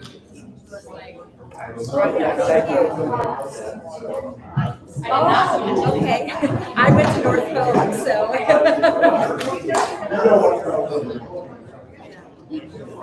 I know. Yeah. Oh, exceptional school. We're both right between Lane and Ames. Oh, yeah. Yeah, so here's my bookmark, if you like. So this is my bookmark, so thank you. Thank you. This is nice. Oh, yeah, so. Well, thank you. That could have been embarrassing. I'm just sliding back. Okay.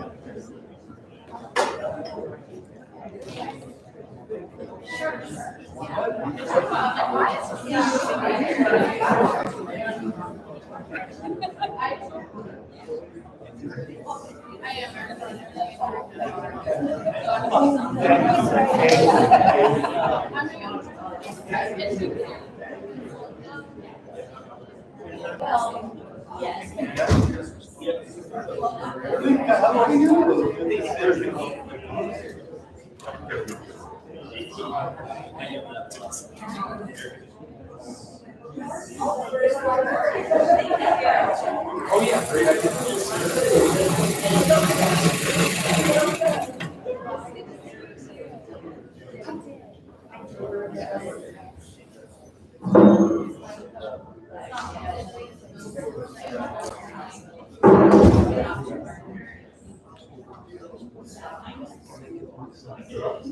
Thank you. Thank you. School board, thank you. Thank you. This, oops, sorry, Mike. Yeah.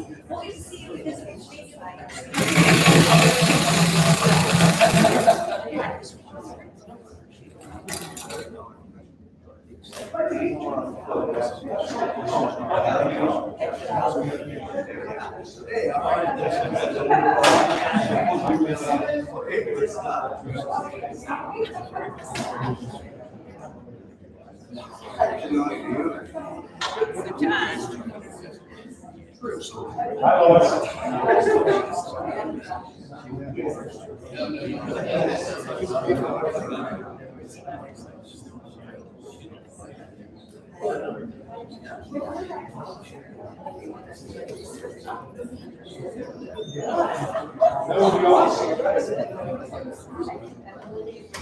I got it. I agree.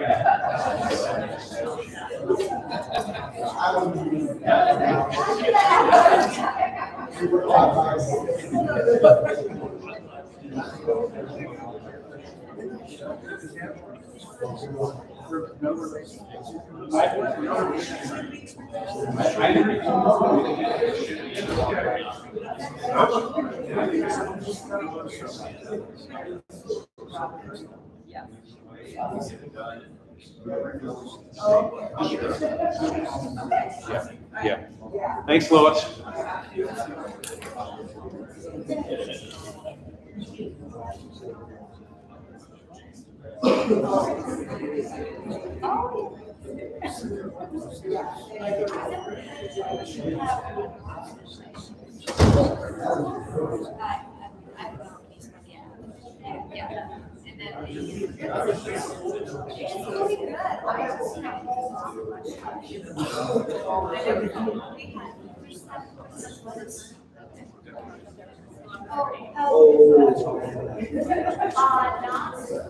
I believe it's M-O-R-E. Oh.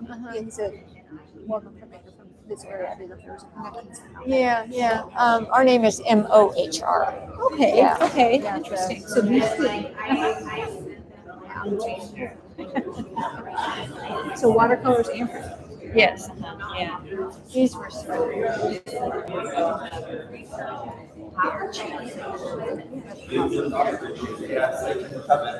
food on the table. No, they're substrates.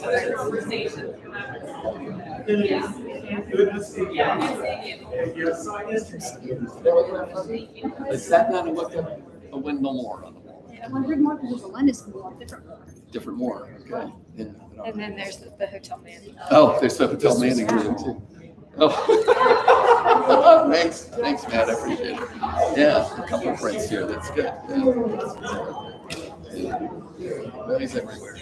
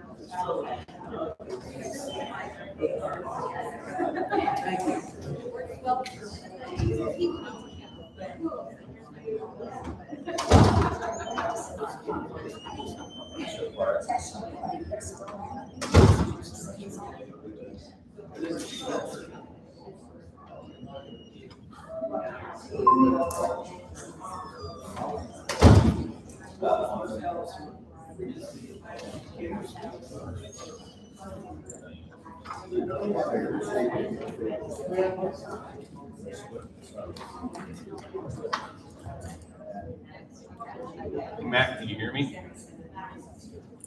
No, I can't hear you. I can see your mouth moving.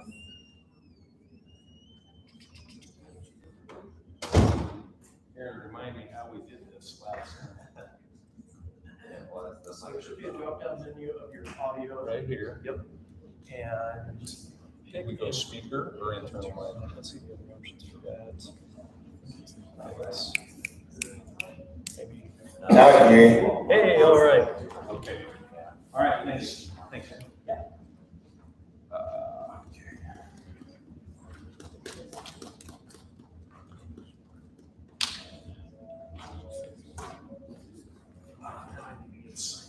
This other one.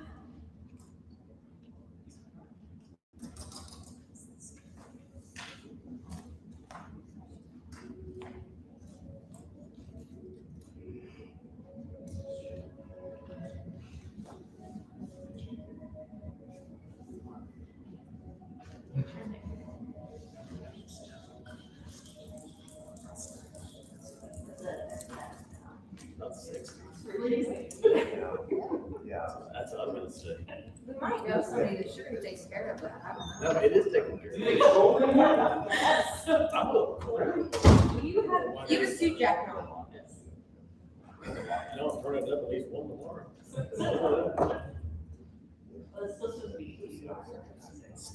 Yeah, it's only supposed to be in the lower 60s.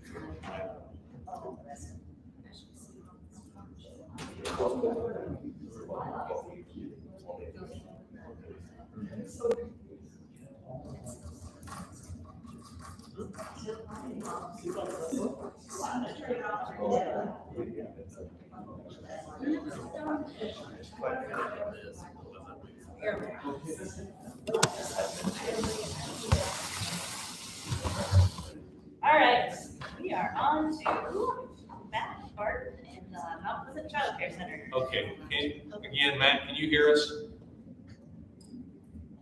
Yeah, good to go. Can you guys hear me all right? Yes. So, I'll get us started, Matt.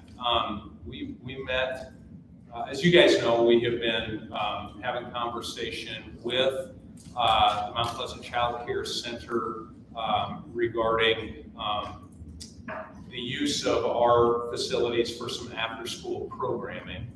And so the folks from the Child Care Center took a look at our elementary buildings. We did the survey to find out, where the most interest was and what level of student, because we wanted to try to avoid busing kids as much as we could, and that they could be at the facility that we were using for the after-school programming.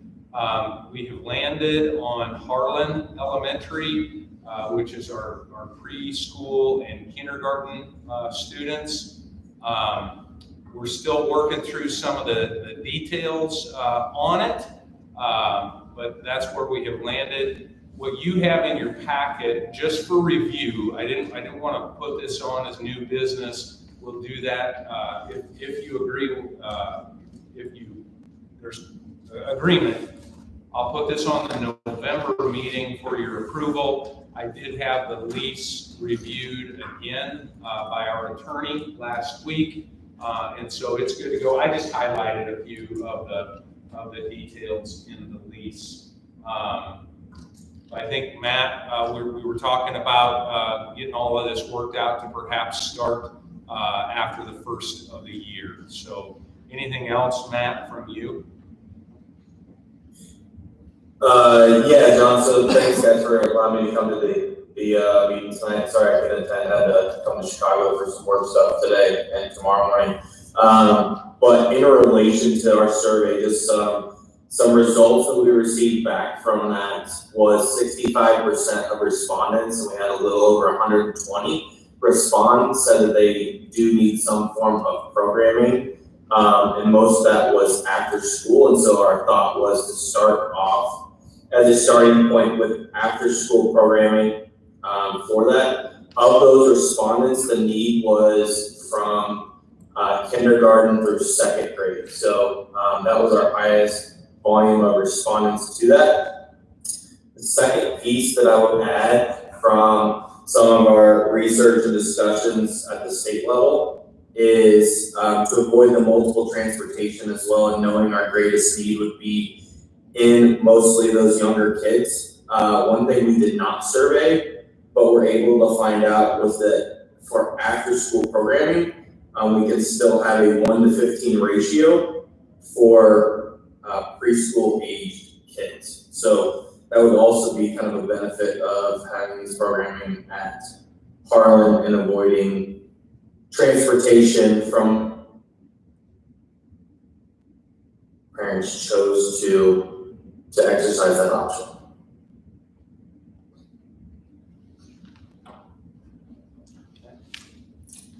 John, the only other thing I was going to add in reviewing the lease that you'd attach to the agenda, we do already meet the thresholds for the liability insurance. So minimum of $1 million for each occurrence, and then $2 million in aggregate for the general liability. So we already have those in place, so there wouldn't have to be any additional needs there on our side as well. So just real quickly, the highlighted areas, the leased premises, again, we're looking at Harlan Elementary. What we've talked about, and we're still refining this, obviously would be the playground area, the gymnasium. We were trying hard to avoid the use of a classroom where a teacher, it's their classroom, their items in that classroom. We wanted them to be able to work in their classroom after school if they wanted to do that. So we kind of have landed on the music room right now, down on the south end of Harlan as a room that could be used as well. The rent, looking at, I don't think it's in that section, but a very minimal amount of $100 a month for rent. That's what we had talked about the last time we put this together. Matt already mentioned the insurance, that they meet the criteria there. And once we get this all put together, we'll have the term release on there. So, do you guys have any questions for Matt or for me regarding this potential lease? Probably two questions I have. I know this is a tough one. The first one may not be able to be answered, but estimate numbers of kids we're talking about would be one, and then how late during the day? Yeah, so two things, Mike, that we had talked about today.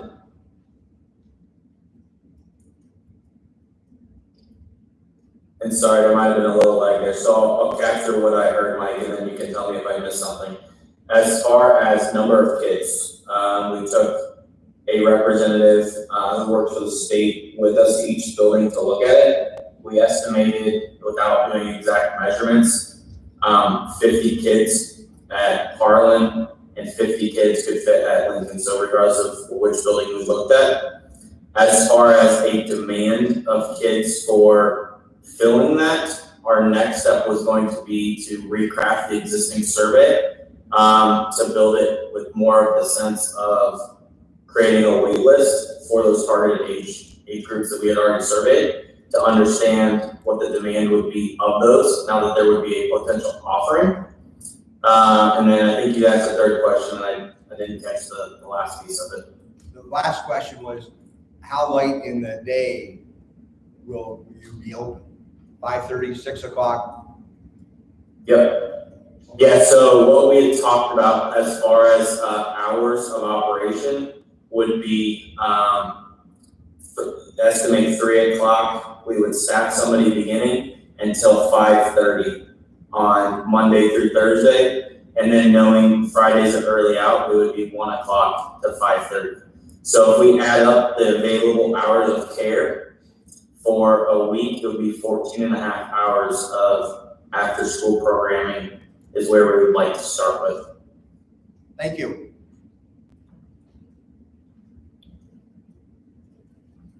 The other question that I'll proactively answer, that some of you may be wondering, is what about no school days? We had talked as a board as a follow-up to the session with John and Angie as we should probably keep it very consistent in the sense that if there's no school, there would be no after school programming as well, just to make it consistent and not to have to conflict and or interrupt if there's not going to be school transport. We don't want to try to have to finagle what that would look like for us just to have transportation of parents to and from the building only.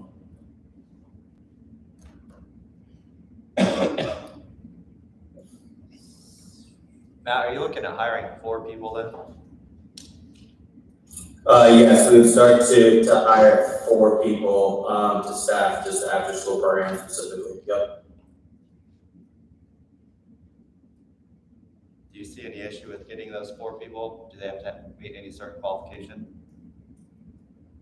No, they have to meet the same qualification or so it would be age 16 and above. Another thing we've talked about from a retention and attraction perspective is a higher dollar per hour wage, knowing that it is shorter duration. But also we would need to have age appropriate programming based on the age groups of kids that would be signed up. So taking both of those factors into account. And then have you figured out a cost per student yet? As to what we charge, or just like raw costs in general? What you would charge? No, we haven't landed on that specifically. We're running two different models. One showing, so if I just go back to where we're at today, we're currently at $150 per week. We know that's too high of a price point. So next steps, following our last meeting, we were going to survey programs within the area to understand what offerings and services they provided and volume of, like, number of hours to get a baseline. And then we're going to take that data and then take it back to the board and hopefully land on a price per week with a rough estimate of income at varying levels based on kid count, and then our overall expenses that we would have tied to it between staff, snacks, liability, and then anything related to licensing. So Josh, overall, no, we have not landed on a price per child per week at this point. You have your cost per child, I assume, Do we have a cost for what? per child? Your hard. No, I haven't ran that yet either. We're looking at from anywhere from a $70 to $100 right now, just on like what it would look like on a weekly basis. But I think our estimates are gonna be able to be on the lower side of both of those, so.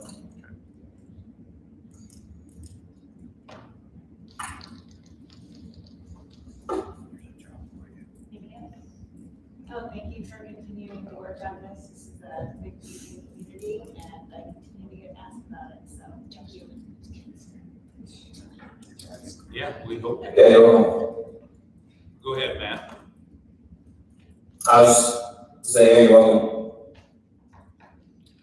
Okay, well, unless you have anything else, safe travels, and, we'll talk to you real soon then. Thanks, guys. The only other thing I was gonna say is, as far as, I know the last piece as well was a fire inspection, so,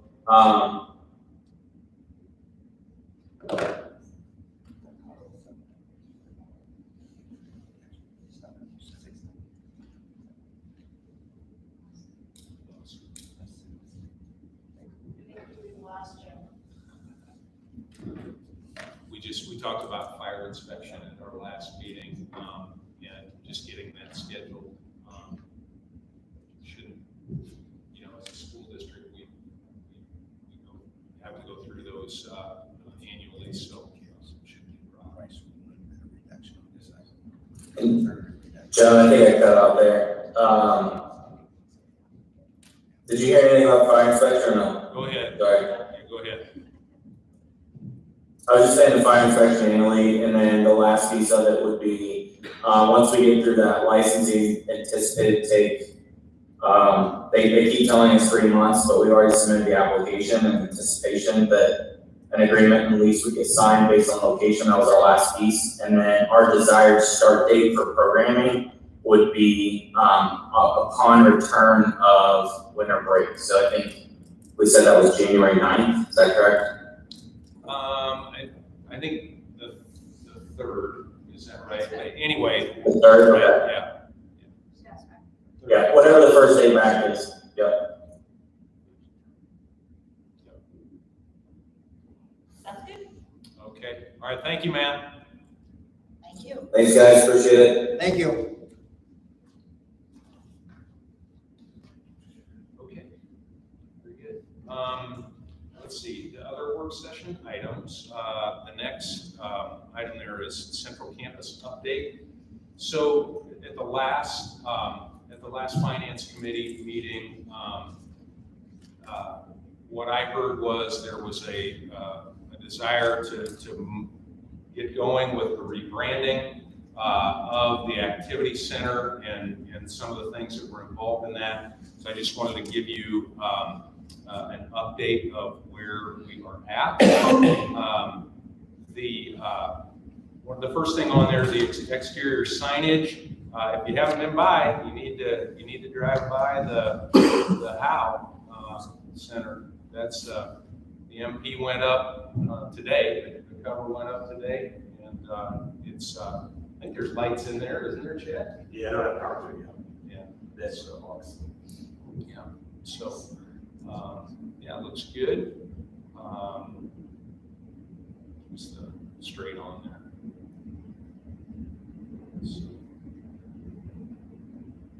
One of the things that we decided to move forward on, both of those doors, there were some pretty serious concrete issues at those doors. Really, some really catch your toe and possibly go down. So Chad worked with Robert Smith Construction. They poured this today. This is from this afternoon. So they poured this side today. This is the east side, and they hope to be finished pouring new concrete then on Monday. This is the other area.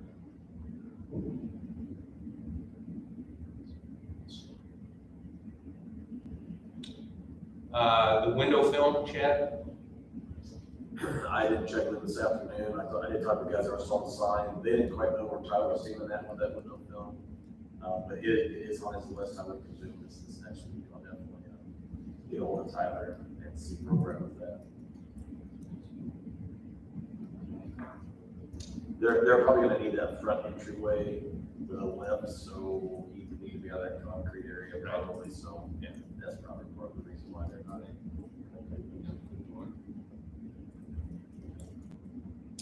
Sounds good. The gym floor is the next thing on that list there. We do have a commitment from Phillips Floors. They could be here no later than November 11th, and if they can get it started sooner, they are willing to do that. You want to talk a little bit about that, Chad? Yeah, it's gonna be a really neat work. Kind of gotta do kind of a reverse of what we've got right now on our gym floor. So we're gonna kind of keep the same flow going. So where we got light, it's gonna be dark over there. So you will be kind of a reversal. It'll be a light stain, the whole floor will be dark stains, darker. Kind of bring everything together. So I do have this as a new business item when we get to that. So what we would be looking at here, we as I mentioned, we thought it was going to be around that $50,000. The base cost of $31,675. This part we're going to do the $39,20, the staining of the whole main basketball court. So we won't be doing these next two items for $1,200 and $950.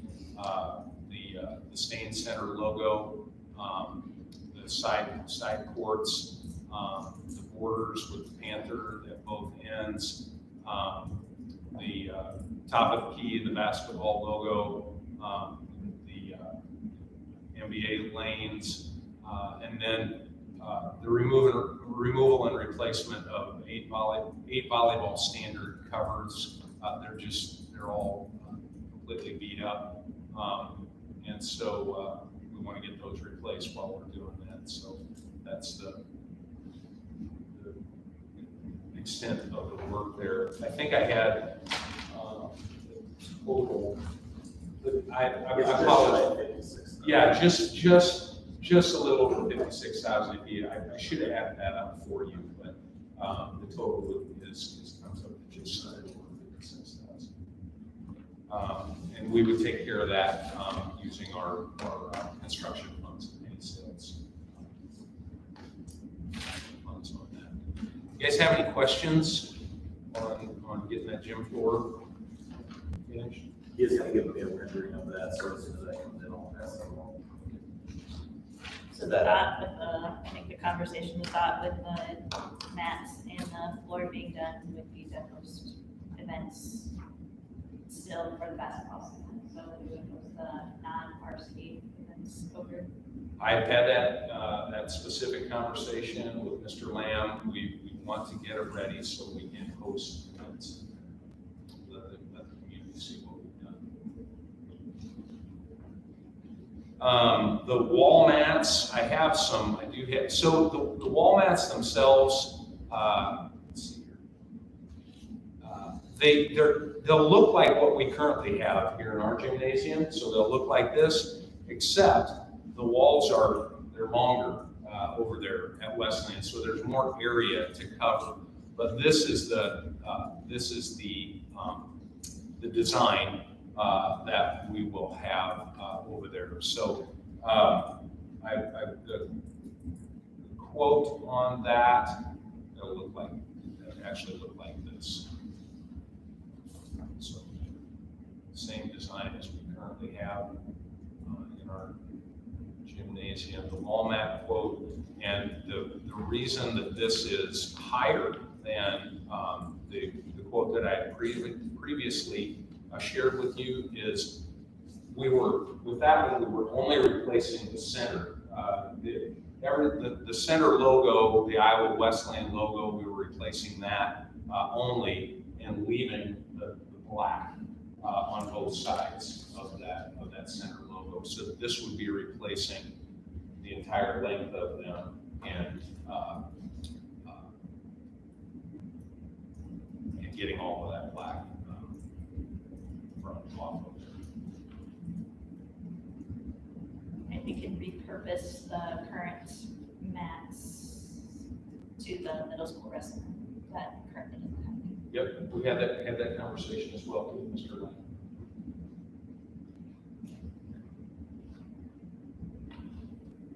So if you have any questions, if not, we'll move forward on the wall mats.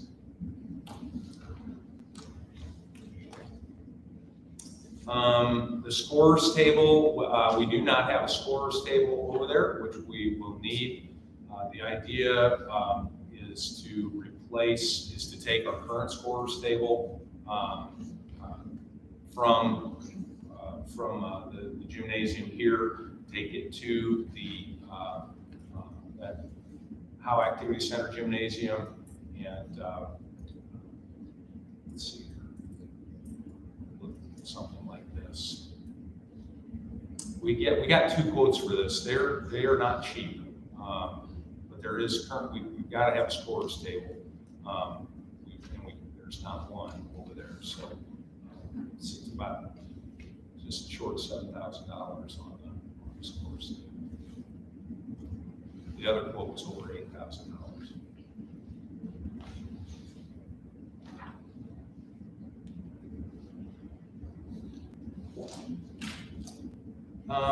Chad, the next thing I have on there is bathroom update. Now that is not something that we have to do right away. You want to kind of give them what we've talked about and perhaps what the cost there is on that first floor. Sure. Right now, I haven't been in the bathrooms yet. There are still partitions. There's some rust. They're just old. They've been in an environment where they've had chemical and other matters. So they are rusty in spots. We had talked about doing just the downstairs. I would think it'd be somewhere between that 10 and 12, 10 and 15 range. Probably there's quite a few partitions. If you're okay with that, I'll allow to get some numbers and see where we're exactly at for that. We don't have to do the upstairs unless you guys want to do the upstairs. I think right now the downstairs, the first floor could use some partition. The downstairs has girls and boys, men and women. Yeah. The upstairs, what would be the point of doing the upstairs right now? I think it's there. And we can get through these until next summer if we'd rather use those funds for the summertime months, but it's just, we definitely need to put on our list. And you guys just tell me what you want to do. If we're doing everything else, I prefer to get it done. If we're gonna host people, I don't want to rust it out. I don't want that to be what they're talking about. You know, if we go through all this and then have that, you know, there doesn't need to be a negative, like you're saying. The rest of the restroom is fine. Locker room is fine, I assume. Yep. Does not need. It's still, it's partitions over there, just like these, but they're not in your bed sheet. There are still partitions, still gray steel. but we're not gonna put these partitions in, and you're gonna walk in and be like, because other things are. Oh, No, that's another guy. So you get some numbers, some partition numbers, and then I can get them for you, so you know just what it's gonna cost to do those downstairs bathrooms. Okay. Okay, let's see, next bullet is credentialed doors. The credentialed doors is the, the electronic locks that we would open with the fobs. So can you share a little bit about that? I know you met with that company on Friday. Yeah, we went with Tri-City Friday, Brandon and I, we were still, met with them, Friday, talked about definitely wanting to get a pair on the south side of Powell. Get those working good, as well as the, south side of the chapel and the garage entrance on the northwest side. For everything going in and out of there nonstop, so. We definitely want to get those four, we are going to price out for other two. We don't see real reason to get those done right now. Things could change, we need to wait for some of that interference there, but we're going to get a price on that. So we'll have a little more to come on that and what that's gonna cost to get. Brandon, do you remember what they said timeline on that? No, I'm gonna follow up with them tomorrow. We definitely wanted to get that done. We wanted to avoid making hard keys and passing keys out. That was the biggest thing that we wanted to avoid here. So, okay, that was doors. Brandon, you want to talk just a bit about surveillance cameras? Yeah, so with the grant funding that we purchased for all the elementary buildings and the existing buildings as well, they started to receive those cameras and start to set them up, the vendors setting them up, and we'll be reaching out for a timeline to get those installed. They did work around us last time at the middle school. The school already had started, so they would do it in the after hours, and were very respectful and quick. I don't see it lasting very long. I would kind of guess it would last about 2 evenings per elementary building. Definitely Harlan being the easiest and that's possible getting done quickly. But the specific to the how, or to, excuse me, specific to Central Campus plan? Yeah, Central Campus, they're gonna be sending me some, and we're gonna go ahead and set some up. Just kind of covering the courtyard, parking lot, kind of the main part of the house, just exterior, only this time. Okay, we learned a little bit more about the scoreboard today, right? The rebranding of the scoreboard.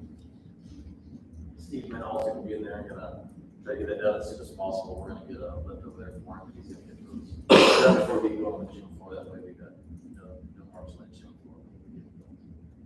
So he thought perhaps this week, he could get in there and get the scoreboard. That was a lot less expensive than we thought. He thought maybe $500 to rent the scoreboard. The last two things, Chad, are, I guess I could put these up here. The last two things on that list are the painting that's in progress. You can talk about that, and then the rooftop units.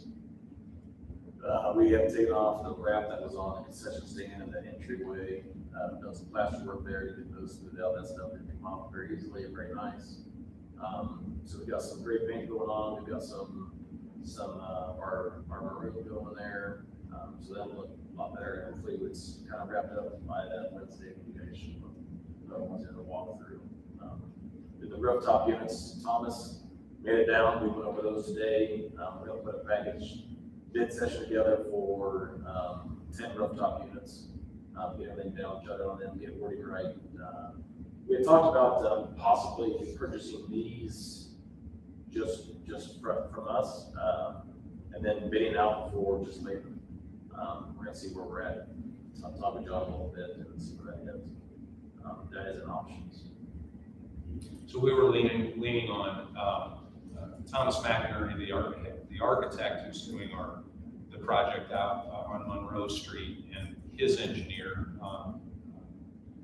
Mohammed, who help with all the engineering out there to get the quotes right, to get those quotes right and before we send them out, to make sure they're good, solid, quotable documents. Yep.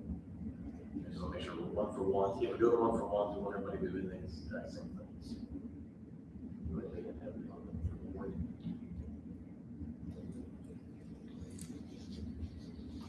Okay.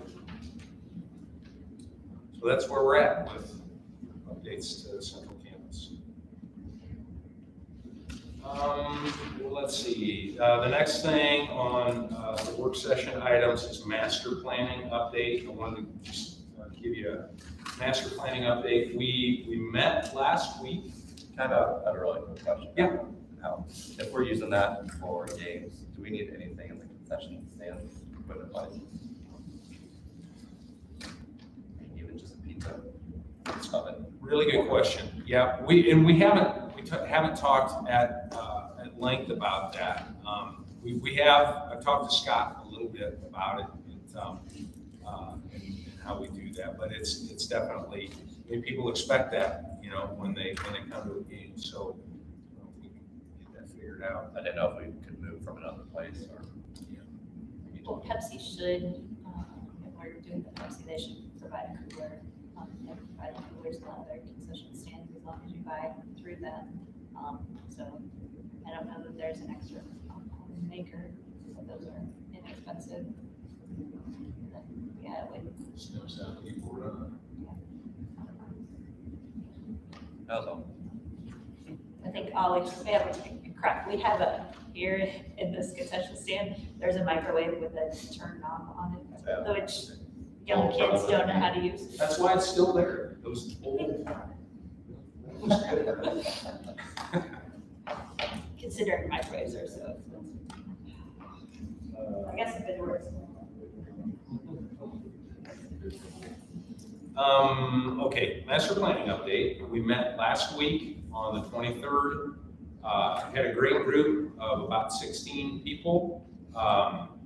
You've got the list of things that we discussed there. We talked about demographics and enrollment trends. First thing we did was laid some foundation of where we've been and where we're at right now.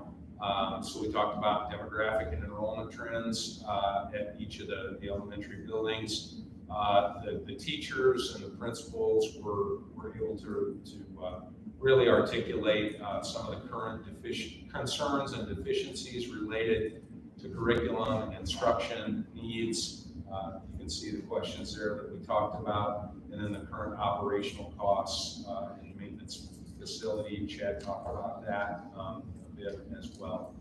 So those notes, the notes from the meeting, I provided them in your packet. So I didn't intend to go through the notes tonight, but you can definitely take a look at them, kind of read through some of the thoughts that people had on those. So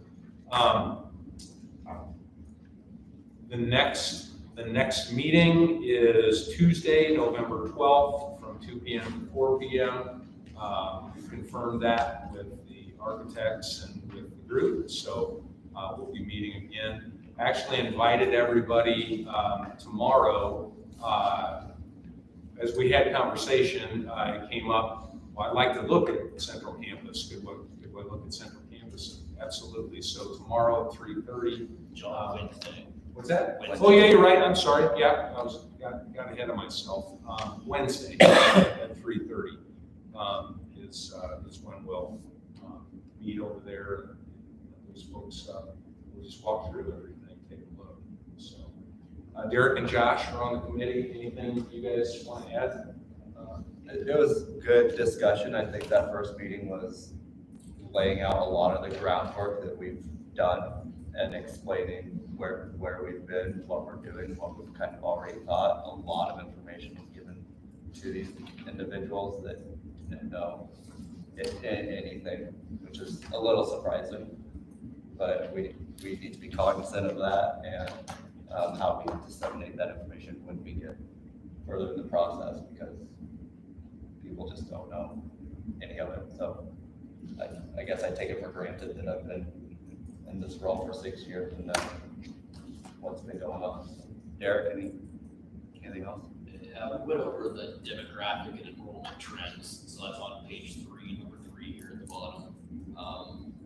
And then went straight into what the teachers and administrators, told us, which were, space needs and concerns for the current buildings, and then that goes to, page 4 there, top 10, challenges and things like that.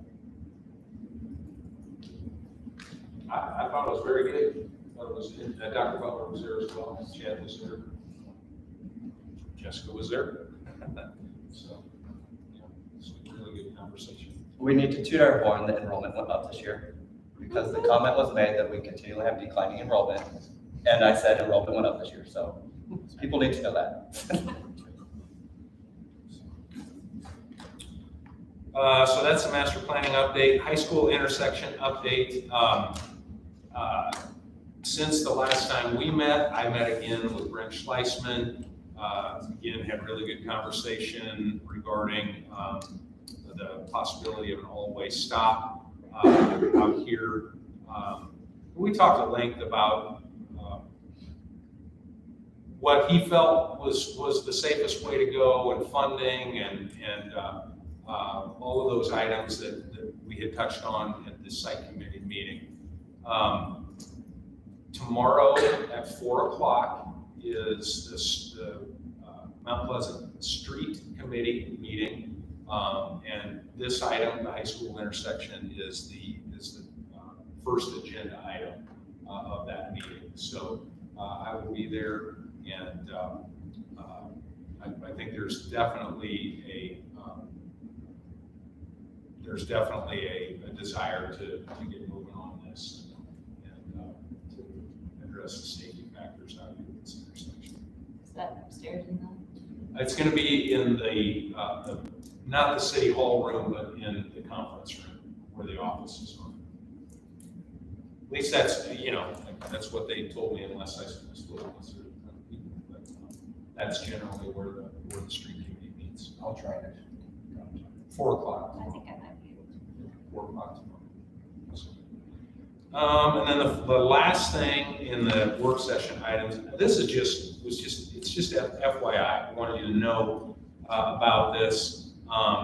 There's a community visioning conversation that's going to be had on Friday, the 8th. And what I wanted you to see here more than anything, it's 8 to 11:30 at the Union Block, and I plan to attend. That middle paragraph, it says education is key in this conversation. In a recent Chamber of Commerce member survey, so that's our local Chamber Alliance, our members ranked K-12 education and affordable housing, they tied as the #1 issue for their businesses.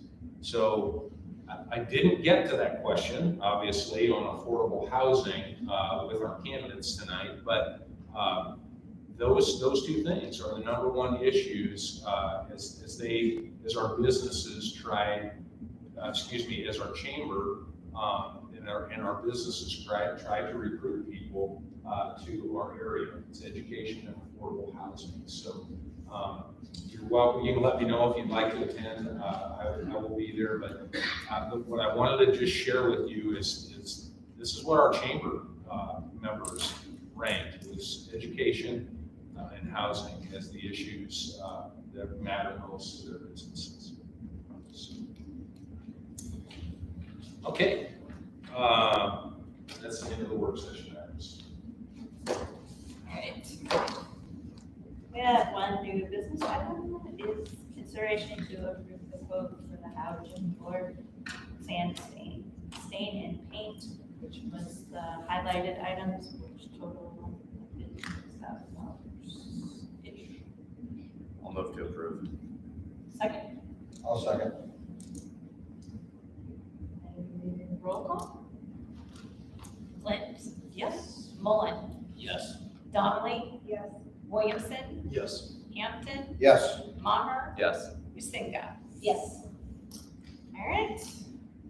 8:20, the meeting is adjourned. Thanks, Thank thanks you so all much, for you your guys. Oh, on the 8th, okay. Somebody wants to do my virtual UL audit at the same time? Unfortunately, I can't. Diesel on that one. Oh, by the way, I hear there's a birthday tomorrow. Yes, happy birthday, John. 29? Yeah, actually, I wish it was 49.